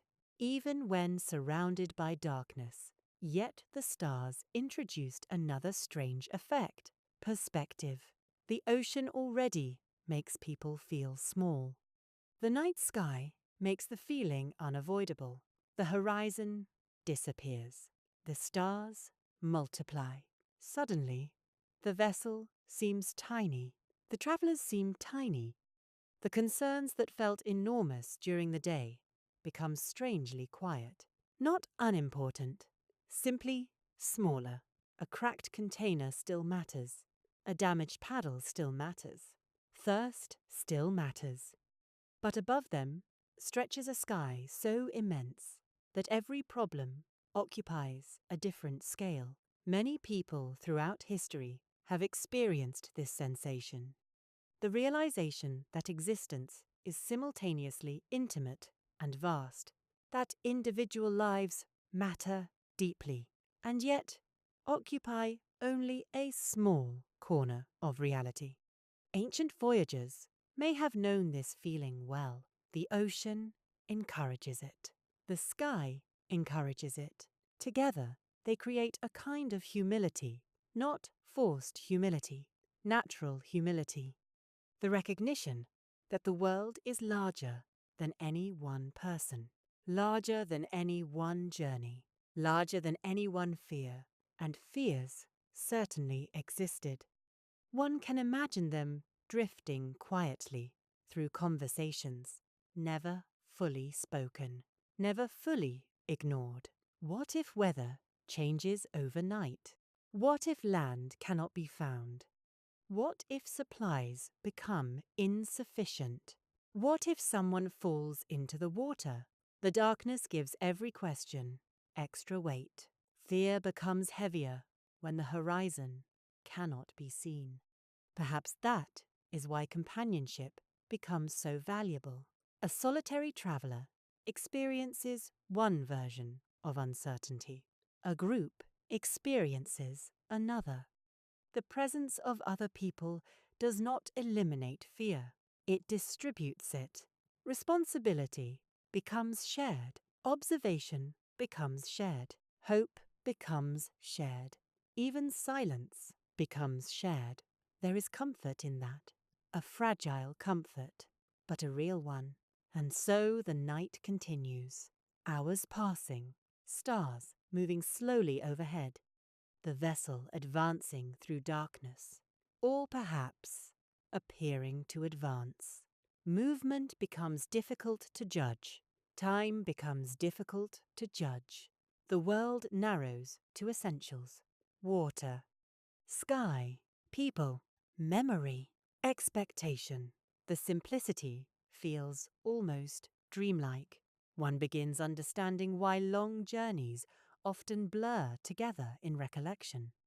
Because repetition smooths the edges of experience. One night resembles another, then another, then another, until time itself seems to dissolve into rhythm. The rhythm of waves, the rhythm of breathing, the rhythm of stars crossing the sky. And somewhere within that rhythm, something remarkable happens. The ocean stops feeling entirely external. The travelers begin adapting. The sounds become familiar. The motion becomes familiar. Even the darkness becomes familiar. Not comfortable, never completely comfortable, but familiar. And familiarity is one of humanity's greatest talents. We adapt to almost everything. Enough time passes, and even extraordinary circumstances begin feeling ordinary. A person who once feared every movement of the vessel now sleeps through gentle swells. A person who once stared nervously into darkness now studies stars calmly. The impossible gradually becomes routine, just as it always does. Perhaps that is the hidden story beneath all great human achievements. Not sudden mastery, adaptation, again and again. Humans adapting to conditions that initially seem unbearable. The ocean is no exception. Night after night, voyage after voyage, generation after generation, people learned how to exist within uncertainty, how to rest within uncertainty, how to dream within uncertainty. And while they drifted beneath those ancient skies, guided by stars and memory and fragile confidence, they were quietly preparing for journeys even greater than the ones they already believed impossible. Journeys that would carry them farther from familiar shores than any of their ancestors could have imagined. Journeys that would eventually scatter human stories across the vastest ocean on Earth. But for now, there was only the darkness, only the stars, only the sound of water moving endlessly through the night, and a small vessel continuing forward through a world that remained mostly unseen. One successful voyage changes very little, at least at first. That is another pattern history repeats endlessly.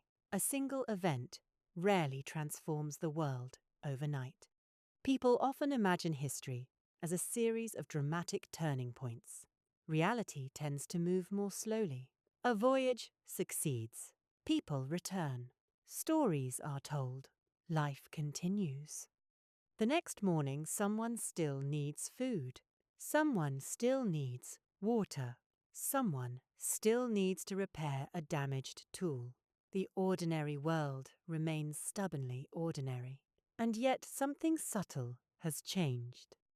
A possibility now exists where none existed before. The horizon has become slightly less mysterious. Not safe, not predictable, simply less mysterious. Human beings have always been dangerous when possibilities begin accumulating. Possibilities have a habit of multiplying. One island becomes two, two become three, three become a network becomes a route becomes a tradition becomes an expectation, and eventually children are born into a world where those routes feel ancient, even though somebody once travelled them for the very first time. Imagine growing up in such a community. You hear stories of islands, the way inland children hear stories of distant valleys. Certain places become familiar long before they are seen. People discuss them casually. The island with good fishing, the island with difficult landings, the island where fresh water is plentiful, the island where storms arrive unexpectedly. Knowledge accumulates.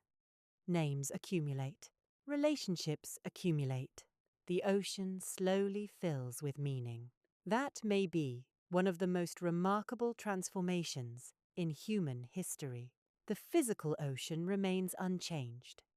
The human experience of it changes completely. What was once empty space becomes a landscape, not a landscape visible to outsiders, a mental landscape, a remembered landscape, a landscape composed of stories, roots, memories, and expectations. A person unfamiliar with the system sees endless water. An experienced navigator sees connections, destinations, possibilities. The difference exists entirely inside the mind, and yet it changes everything. This process may have unfolded gradually across generations, one voyage leading to another, one island leading to another, the distances increasing almost accidentally. Human beings rarely attempt enormous challenges immediately. We approach them in increments. Small successes create larger ambitions.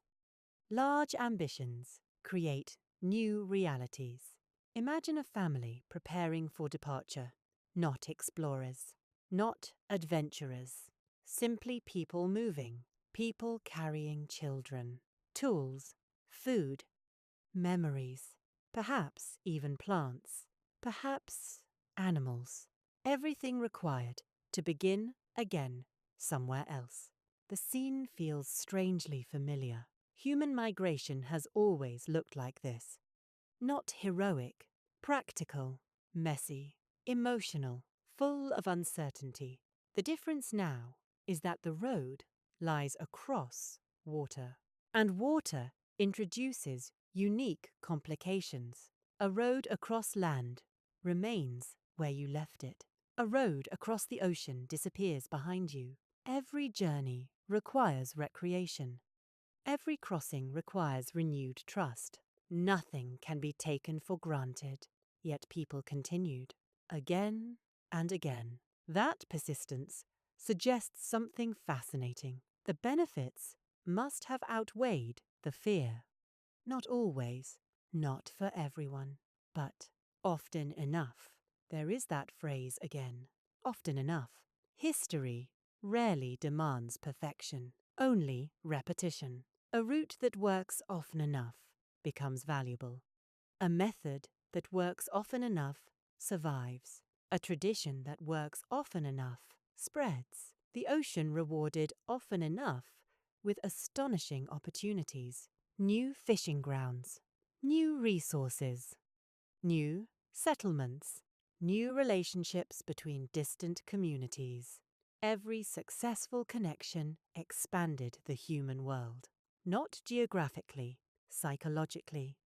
The map inside people's minds became larger. And larger maps create larger possibilities. Perhaps somewhere, generations after the first uncertain crossings, young people began taking certain achievements for granted. Human beings are very good at this. The grandchildren of pioneers often consider miracles normal. A child raised among seafarers might struggle to understand why earlier generations feared the horizon so deeply. The route exists. The islands exist. The stories exist. The world simply is what it is. The original uncertainty fades. Only later does history recover it. This is one reason ancient achievements can feel deceptively easy when viewed from a distance. We see the result. We forget the confusion. We see the route. We forget the experimentation. We see the destination. We forget the countless moments when nobody knew whether a destination existed at all. The ocean preserves very few records of uncertainty. It tends to erase evidence. Success leaves descendants. Failure leaves silence. And silence is difficult to study. Yet the silence matters, because every successful settlement almost certainly existed alongside attempts that vanished. Boats that never returned. Journeys interrupted by storms. Decisions that seemed reasonable until they were not. History is full of invisible companions. For every success we remember, there are often failures we cannot see. The ocean hides them particularly well. That hidden reality adds a certain weight to the story, a certain humility. The expansion of human communities across islands was not inevitable. It only appears inevitable because it happened. Viewed from the perspective of those making the decisions, the future remained uncertain, just as uncertain as it always had. Perhaps that uncertainty shaped the cultures that emerged. Communities living among islands often developed deep relationships with memory, deep relationships with navigation, deep relationships with ancestry, because continuity mattered, knowledge mattered. The distance between success and disaster could be surprisingly small. One forgotten lesson, one misjudged season, one overlooked warning. The ocean remained patient, always waiting for carelessness. And yet, human beings continued pushing outward, not recklessly, not blindly, patiently, incrementally, island by island, generation by generation. The scale of this achievement becomes difficult to comprehend. The Pacific Ocean is vast, vast in a way that challenges language. One can describe its size. One can calculate it. Neither approach captures the feeling. A map helps. Numbers help. Yet the reality remains elusive. The Pacific is not merely large, it is overwhelmingly large. A person standing beside it often feels this immediately. The horizon stretches endlessly. Distance becomes abstract. The imagination struggles to contain it. And still, humans crossed it. Not all at once. Not in a single grand migration. Through patience. Through accumulated knowledge. Through countless small decisions repeated across centuries. That may be the most human aspect of the entire story. People often search history for dramatic geniuses, visionaries, exceptional individuals. Sometimes they exist. More often, history advances through ordinary people, solving ordinary problems repeatedly. A navigator teaching a child, a family preserving a route, a community sharing information, a builder improving a vessel slightly. Tiny contributions, tiny improvements, tiny acts of memory. The cumulative effect becomes enormous. An ocean begins filling with human connections, not physically, culturally, psychologically. The distances remain, yet somehow they become manageable. And once a distance becomes manageable, human beings inevitably start wondering what lies beyond it. Curiosity returns. It always returns. No matter how many questions are answered, new questions appear. A nearby island is reached. What about the next one? A route becomes familiar. What lies beyond the route? A horizon loses its mystery. Another horizon appears. This pattern may be one of the most enduring characteristics of our species. Every boundary eventually becomes a doorway. Not immediately, not safely, but eventually. And perhaps nowhere is that pattern more visible than in the story of humanity's relationship with the sea. What began as fear became familiarity. What became familiarity produced confidence. What produced confidence created exploration, and exploration expanded the human world beyond anything earlier generations could have imagined. The remarkable part is how ordinary it must have felt while it was happening. A voyage, a return, a conversation, a memory, a child listening, a lesson repeated, another journey beginning. The great transformations of history often disguise themselves as everyday life. Only centuries later do we recognize their scale. Only centuries later do we realize that people living ordinary days were quietly reshaping the future. The island communities spreading across the ocean may have felt exactly that way. Not like participants in an extraordinary chapter of human history, simply people living their lives, people raising children, people solving problems, people watching the horizon, people wondering what might exist beyond it. and eventually, as human beings always seem to do, deciding to find out. There is a strange moment in the life of every piece of knowledge. At first, it is a discovery. Then it becomes a skill. Then it becomes a habit. Eventually, it becomes a tradition. And after enough time passes, people begin treating it as though it had always existed. Some knowledge survives so long that nobody remembers where it came from. The original reason disappears. Only the behavior remains.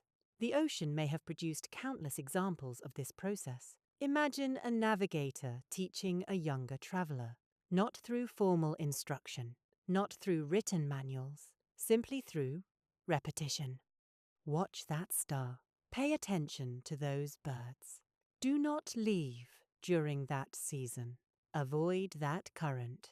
Land often appears beneath those clouds.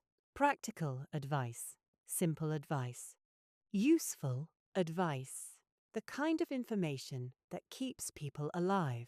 Now imagine those same lessons repeated for generations. Parents teaching children, grandparents teaching grandchildren, communities preserving knowledge through memory. Century after century, something interesting begins happening. The lesson becomes detached from its origin. People remember the rule. They forget the experiment that created it. And once that happens, knowledge begins changing shape. What was once practical can become sacred. What was once observation can become tradition. What was once a survival strategy can become a story. This transformation is not irrational. In many ways, it is extremely intelligent. Stories survive. Stories travel. Stories are remembered long after explanations disappear. Human beings have always understood this, perhaps better than we do. Modern societies often separate fact from narrative. Ancient societies rarely enjoyed that luxury. Narrative was the storage system. Information wrapped inside story became easier to preserve. A warning wrapped inside a myth could survive for centuries. A navigation lesson wrapped inside a legend could cross generations. The ocean rewarded memory. Stories strengthened memory.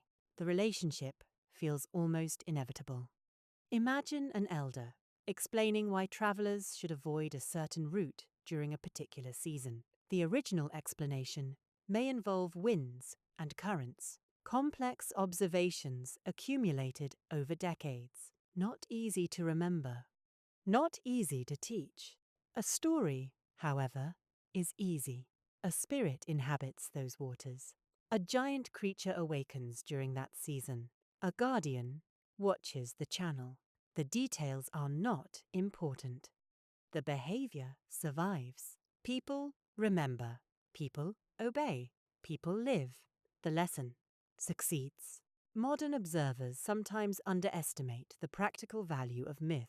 That can be a mistake. Many myths functioned as memory technologies, not always accurately, not always perfectly, but often effectively.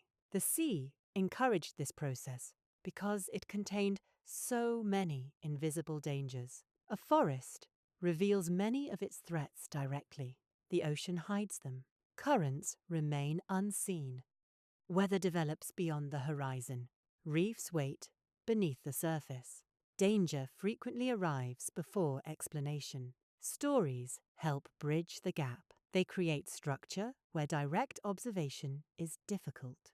They transform uncertainty into something people can discuss. And uncertainty was everywhere. Imagine how mysterious certain phenomena must have seemed. A skilled navigator predicts land beyond sight. Then land appears. A skilled navigator predicts weather changes. Then weather changes. A skilled navigator studies stars and somehow finds a destination invisible to everyone else. Knowledge like this can appear magical, especially when viewed from a distance. especially by those who do not understand how much observation lies beneath it. The line between expertise and mystery has always been surprisingly thin. Even today, people often confuse the two.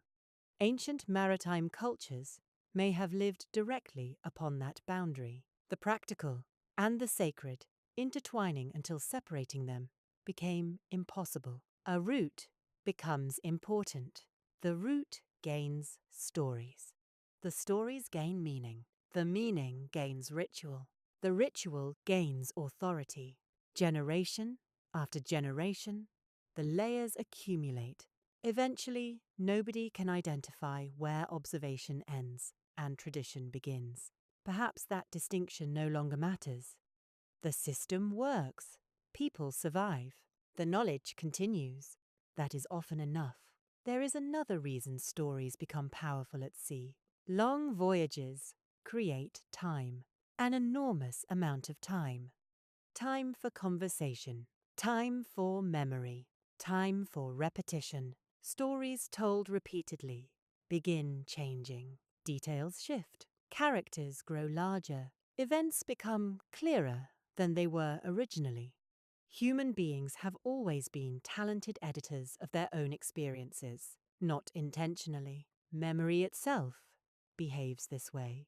A successful crossing becomes slightly more dramatic each time it is retold. A difficult storm becomes slightly more dangerous. A fortunate discovery becomes slightly more extraordinary. The process continues. Years pass, decades pass, generations pass.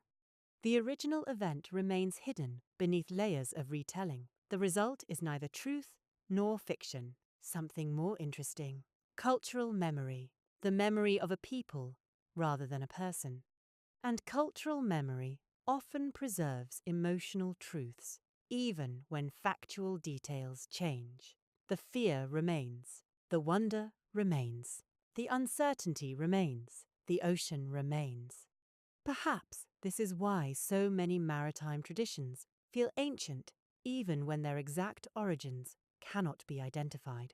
People remember the feeling long after they forget the cause. A dangerous crossing leaves an impression. A miraculous survival leaves an impression. A vanished vessel leaves an impression. The emotional weight survives. Stories carry it forward. One can imagine evenings beside ancient shorelines, fires burning, children listening, older voices speaking about journeys, distant islands, unexpected storms, unusual encounters, routes across darkness. The stories serve many purposes simultaneously.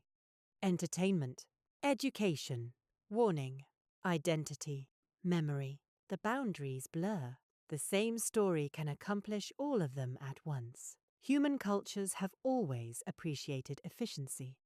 A good story teaches without announcing that it is teaching. The listener remembers without realizing they are memorizing. The lesson enters quietly. Years later, it guides behavior. That is remarkable when one thinks about it. An entire navigation system may survive because people enjoy listening to stories. The sea encouraged such systems because written records were unavailable for most of human history. Memory carried everything. Memory carried roots. Memory carried warnings. Memory carried identities.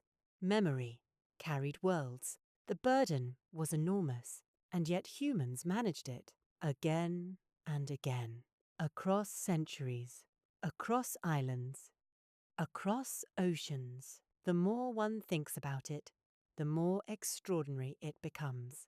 Not because ancient people possessed superior memories, because they depended upon memory. Dependence creates skill. Modern people remember phone numbers less often because technology remembers for us. Ancient navigators lacked that luxury. For them, forgetting could have consequences. The ocean was an unforgiving examiner. Knowledge required maintenance. Stories provided maintenance. Songs provided maintenance. Rituals provided maintenance. Every repetition strengthened the structure. The practical became cultural. The cultural became sacred. The sacred became inseparable from everyday life. And slowly, the ocean itself acquired personality. Not literally, psychologically. People began relating to it as something more than water, a force, a presence, a partner, a danger, a provider, a thief. Sometimes all at once, the sea gave food, the sea gave roots, the sea connected communities, the sea also took people away. A vessel fails to return, a storm arrives unexpectedly, a traveller vanishes beyond the horizon. Absence becomes part of maritime life. Any environment capable of giving so much and taking so much inevitably acquires emotional significance. The ocean became woven into identity itself. Not merely a place where people travelled, a place where people understood themselves. That relationship may have shaped entire civilizations, not through dramatic events, through repetition. A child learning stories, a navigator teaching observations, a family preserving memory. The same patterns appearing generation after generation. Temporary solutions becoming permanent once again. Knowledge becoming tradition. Tradition becoming belief. Belief becoming culture. Culture becoming destiny. And somewhere, beneath all those layers, hidden beneath stories and rituals and centuries of retelling, the original discoveries still remained. A bird flying toward land. A star rising in a particular place. A cloud gathering above an unseen island. Simple observations. Small moments of attention. Tiny fragments of understanding. The foundation stones of one of the greatest human achievements ever accomplished. An achievement so old that much of the world eventually forgot how astonishing it truly was. Because once something becomes part of everyday life, people stop calling it miraculous. They simply call it normal. And perhaps that is the final fate of every great human accomplishment. To become so familiar that future generations can no longer imagine a world without it. Even when that accomplishment once seemed impossible, there is a quiet problem hidden inside almost every story of human achievement. We usually hear from the people who succeeded, the people who returned, the people whose descendants survived long enough to tell the tale. History has always possessed this bias. It remembers survivors. The ocean magnifies that bias until it becomes almost impossible to ignore, because the sea is extraordinarily good at erasing evidence. A village, abandoned on land, may leave traces. A road leaves traces. A campsite leaves traces. A battlefield leaves traces. The ocean prefers a different approach. It swallows. It scatters. It dissolves. It waits. Then it continues as though nothing happened. Imagine a vessel leaving shore thousands of years ago. People gather on the beach. Some wave. Some watch silently. The travelers disappear toward the horizon. The vessel grows smaller, smaller still. Eventually, it vanishes. At that moment, nobody knows whether they will return. That uncertainty must have been an ordinary part of maritime life, not dramatic, not unusual, simply present, the same way modern people accept certain risks without thinking about them constantly. A voyage begins. People hope, people wait. Sometimes the vessel comes back, sometimes it does not. The silence that follows may be one of the least discussed experiences in human history, because silence rarely leaves evidence. Days pass, then weeks. The horizon remains empty. At first, people invent explanations. Perhaps Weather delayed them. Perhaps they stopped elsewhere. Perhaps they found shelter. Perhaps tomorrow. Hope has a remarkable ability to extend itself, especially when alternatives feel unbearable. Human beings are surprisingly resistant to abandoning hope, not because we are irrational, because hope often works. Many delayed travelers eventually return. Many feared disasters never occur. Experience teaches patience. The problem is that experience also teaches loss. Eventually, there comes a day when nobody expects the vessel anymore. No announcement marks the moment. No ceremony identifies it. Expectation simply fades.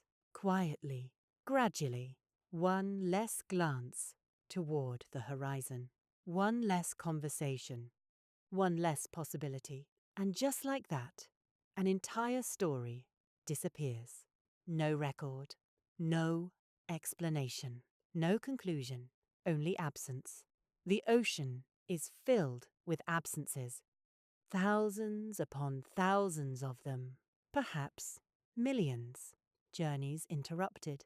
Routes abandoned. People forgotten. The scale is impossible to calculate, which makes it strangely haunting. Every successful voyage we celebrate today may have existed alongside other voyages that vanished completely. The survivors shaped history. The missing became part of the sea. Imagine the emotional reality of this world. A child asking what happened to relatives who never returned. An elder offering possibilities. A parent pretending confidence. Communities learning how to live with unanswered questions. The ocean produced countless unanswered questions, perhaps more than any other environment humans encountered. A hunter may discover what happened to a missing companion. A traveler crossing mountains may find evidence. The sea often provides nothing. Nothing except uncertainty, and uncertainty can linger for generations. One begins to understand why maritime cultures often developed deep relationships with memory and storytelling. Stories fill gaps. Stories provide continuity. Stories offer forms of closure when reality refuses to cooperate. Sometimes the sea gave people endings. Often, it did not. That distinction matters. Human beings are surprisingly comfortable with hardship. We are less comfortable with ambiguity. Pain can be understood. Loss can be mourned. Uncertainty continues indefinitely. A vessel that never returns remains unfinished inside the imagination. Possibilities continue existing. Questions continue existing. The story refuses to end. Perhaps somewhere on a distant island. Perhaps caught in a storm. Perhaps lost. Perhaps thriving. The mind generates scenarios endlessly. The ocean provides no answers, only distance.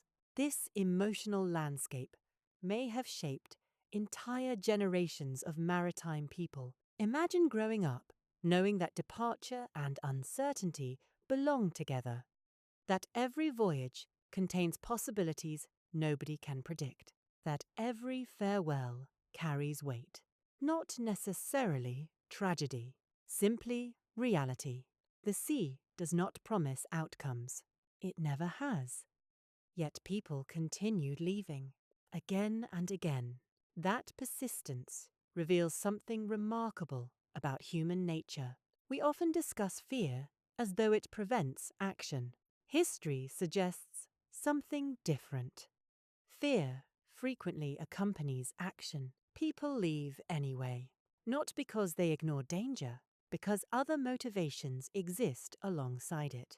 Curiosity, responsibility, opportunity, necessity, love, hope, the future. Human decisions are rarely governed by a single emotion, especially significant decisions.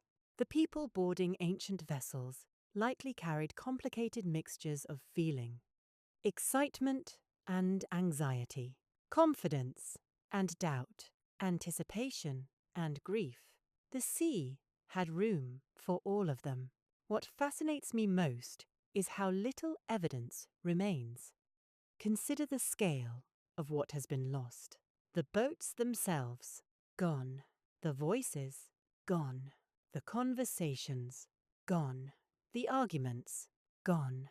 The songs sung during voyages, mostly gone. The names of navigators, mostly gone. The names of children carried across oceans, mostly gone. Entire lives reduced to hints, fragments, clues.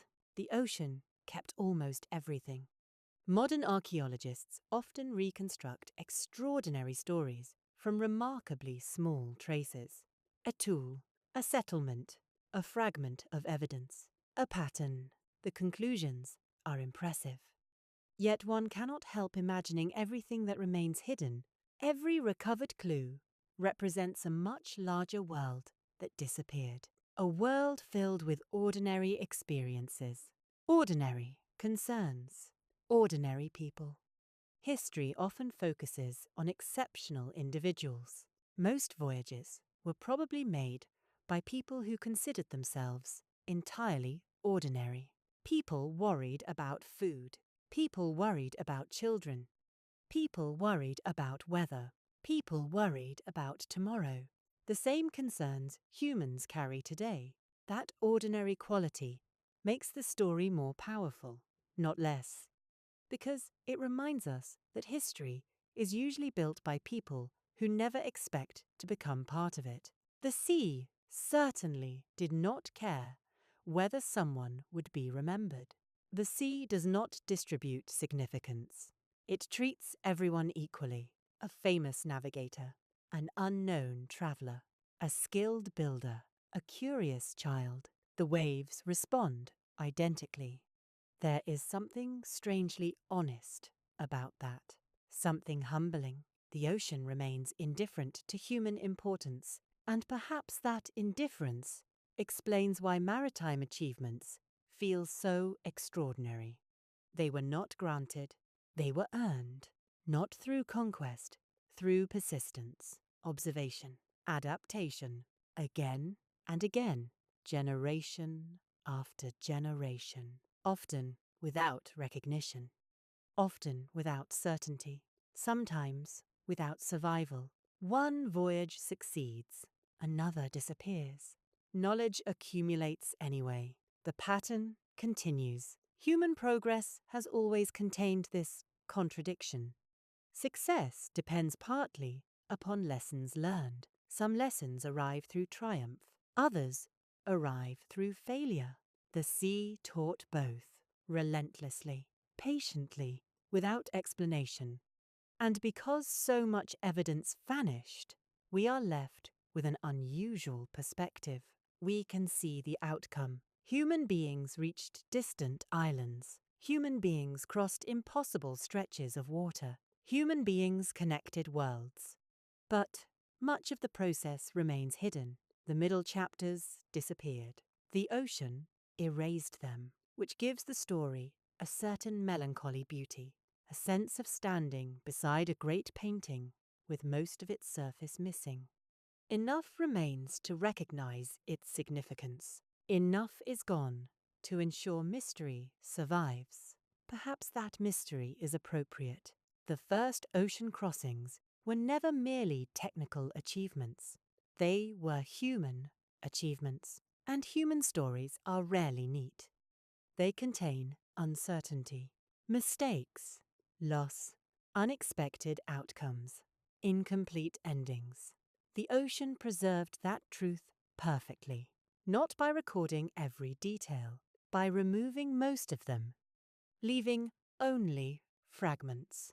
Fragments that still whisper about courage, fragments that still whisper about fear, fragments that still whisper about people who looked toward a horizon and chose to continue moving forward despite having no guarantee of what waited beyond it.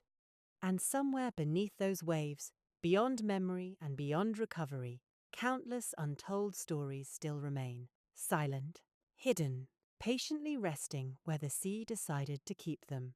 It is tempting to think that the story of the first ocean crossings is really a story about water. After all, the ocean occupies center stage. The waves, the vessels, the storms, the islands, the horizons, everything appears to revolve around the sea. Yet the longer one spends with this story, the more another possibility begins emerging. Perhaps this was never truly a story about water at all. Perhaps it was a story about uncertainty. The ocean simply provided the most dramatic version of it. Human beings have always lived beside uncertainty, long before boats, long before coastlines, long before anyone imagined crossing open water. A hunter stepping into unfamiliar territory faces uncertainty. A family moving camp faces uncertainty. A parent raising a child faces uncertainty. The future has always remained hidden. The ocean merely made that hiddenness impossible to ignore. Standing on a shoreline, one sees uncertainty directly. It stretches to the horizon, visible, endless, honest. Perhaps that is one reason oceans continue fascinating people today. They externalize something we all carry internally. Questions, possibilities, unknowns. The sea turns them into geography. Imagine the first people who gradually learned to move across it. They were not merely solving transportation problems. They were practicing something deeper, learning how to operate without guarantees, learning how to make decisions with incomplete information, learning how to trust knowledge that could never be fully verified until the journey ended. Those skills extend far beyond navigation. In many ways, they describe civilization itself. Every major human achievement begins under conditions of uncertainty. A city is built without certainty. A journey begins without certainty. A relationship begins without certainty. A future is imagined without certainty. The ocean crossings simply make the pattern easier to see. Perhaps that is why the story feels strangely modern, despite its age. The technologies have changed. The emotions have not. Fear remains familiar. Hope remains familiar. Curiosity remains familiar. Doubt remains familiar. The people who first crossed the sea may have lived tens of thousands of years ago, yet many of their emotional experiences would feel recognizable today. A person wondering whether a difficult decision will succeed. A person leaving familiar surroundings. A person trusting preparation while accepting uncertainty. The details differ. The psychology remains remarkably consistent. History often creates the illusion that ancient people belonged to a different world. In some ways, they did. In other ways, they were simply people. People with concerns. People with dreams. People with responsibilities. People attempting to build meaningful lives within circumstances they did not fully control. The sea did not change that. The sea merely amplified it. One of the most fascinating consequences of the first ocean crossings is how thoroughly they reshaped human imagination. Before a route exists, a destination feels impossible.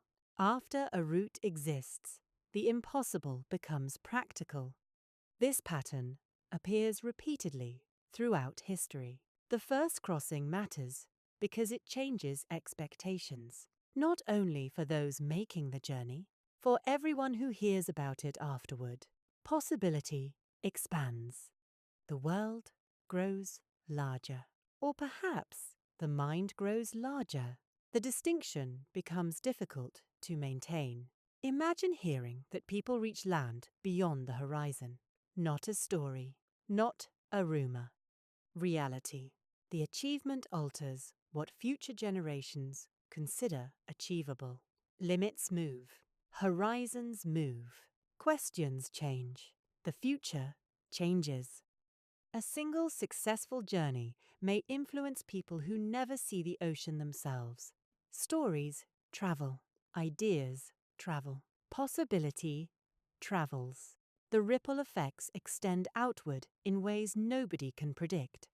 History is filled with such ripples, small actions, creating consequences far beyond their original context. The first ocean crossings belong among the most significant of them, not because they were dramatic, because they changed the scale at which humans imagined movement. And once imagination changes, behavior eventually follows. There is another reason these journeys matter. For most of history, humans have been extraordinarily adaptable. We celebrate intelligence. We celebrate strength. We celebrate innovation.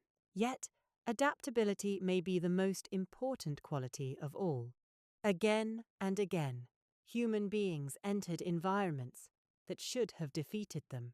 Arctic landscapes, deserts, mountains, rainforests, open oceans.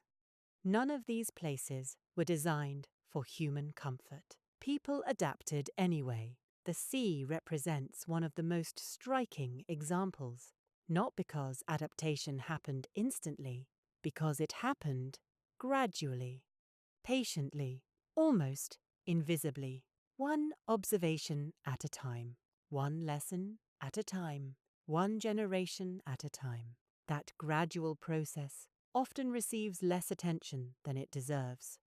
Modern culture enjoys dramatic breakthroughs. Ancient history frequently advances through accumulation, tiny improvements, tiny memories, tiny decisions, repeated endlessly. The ocean crossing itself may have been spectacular. The knowledge that enabled it was usually ordinary.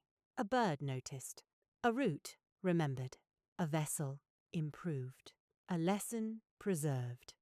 The cumulative effect becomes extraordinary. This may be one of the most reassuring truths hidden inside the story. Great achievements rarely require superhuman people. They require ordinary people paying attention for a very long time. The sea rewarded attention again and again.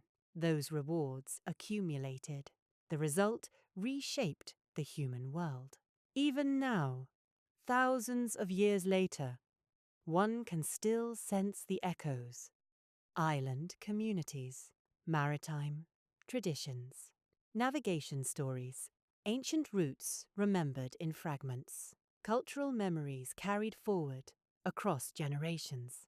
The evidence survives unevenly, yet enough remains. Enough to glimpse what happened. Enough to appreciate the scale. Enough to feel a certain admiration. Not necessarily for the voyages themselves, for the people, for the persistence, for the willingness to continue learning again and again, despite uncertainty, despite loss, despite the countless reasons to remain where they were. Perhaps that is the deepest lesson hidden beneath all the waves and horizons. Human beings possess an unusual relationship with the unknown. We fear it, naturally, reasonably. Yet we also move toward it, repeatedly, sometimes cautiously, sometimes recklessly, often somewhere in between. The first ocean crossings reveal that tension in its purest form. Fear and curiosity sharing the same vessel, doubt and determination paddling side by side, hope sitting quietly among uncertainty. The image feels ancient. It also feels timeless. Because the journey never truly ended, the technologies changed, the oceans changed, the destinations changed, the pattern remained. Every generation inherits its own horizon. Some horizons are physical, some are intellectual, some are personal. All of them contain uncertainty, and all of them ask the same question: will you remain where you are? Or will you move forward without knowing exactly what waits ahead? The people who first crossed the ocean answered that question in their own way, not perfectly, not fearlessly, not with complete understanding, simply by continuing, one journey becoming another, one crossing becoming another, one generation handing possibility to the next, until eventually the impossible ceased being impossible at all. And perhaps, if we listen carefully enough, that ancient rhythm still survives. In every departure, in every new beginning, in every moment when a person stands at the edge of something unfamiliar and decides, despite uncertainty, to take one more step forward. The ocean was never only water. It was a mirror. And for a brief moment in prehistory, humanity looked into that mirror and discovered something unexpected. Not what waited beyond the horizon, but what already existed within themselves.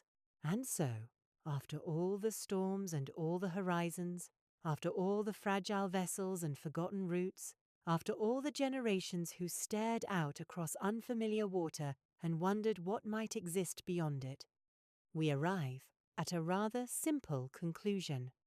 The greatest mystery was never the ocean itself. The greatest mystery was the people willing to cross it. The sea has not changed very much. It still stretches toward distant horizons. It still hides more than it reveals. It still rewards patience and punishes carelessness. It still keeps many of its secrets. But those ancient travelers are gone. Their boats are gone. Their voices are gone. Even many of the shores from which they departed have disappeared beneath the water. Yet somehow their journeys remain. Not in wood or stone, not in monuments, not in written records. They remain in the shape of the human world itself. Every island community, every distant settlement, every culture that traces its roots across water, every story carried from one shore to another, all of them are reminders of something remarkable. At some point, long ago, ordinary people looked toward uncertainty and moved forward anyway, not because they knew exactly what waited ahead, because they did not because they were fearless, because they were human. And perhaps that is why their story still feels familiar. We all live with horizons of one kind or another. We all face distances that cannot be measured precisely. We all make decisions without complete certainty. The details change. The experience remains. And somewhere out there tonight, beyond cities and coastlines and modern lights, the ocean is still moving beneath the stars, exactly as it did thousands of years ago. Waves continue crossing the same darkness. The horizon continues, drawing its quiet line between what is known and what is not. And if we listen carefully enough, perhaps we can still imagine those first travellers moving across that immense expanse of water. Not heroes, not legends, simply people, tired people, hopeful people, curious people, people carrying everything they knew into a future they could not yet see, a future that eventually became our world. Thank you for joining me on this journey. And before you go, I'd love to know where you're listening from tonight and what time it is where you are. Until next time, take care of yourself, stay curious, and may your own horizons always lead somewhere worth discovering.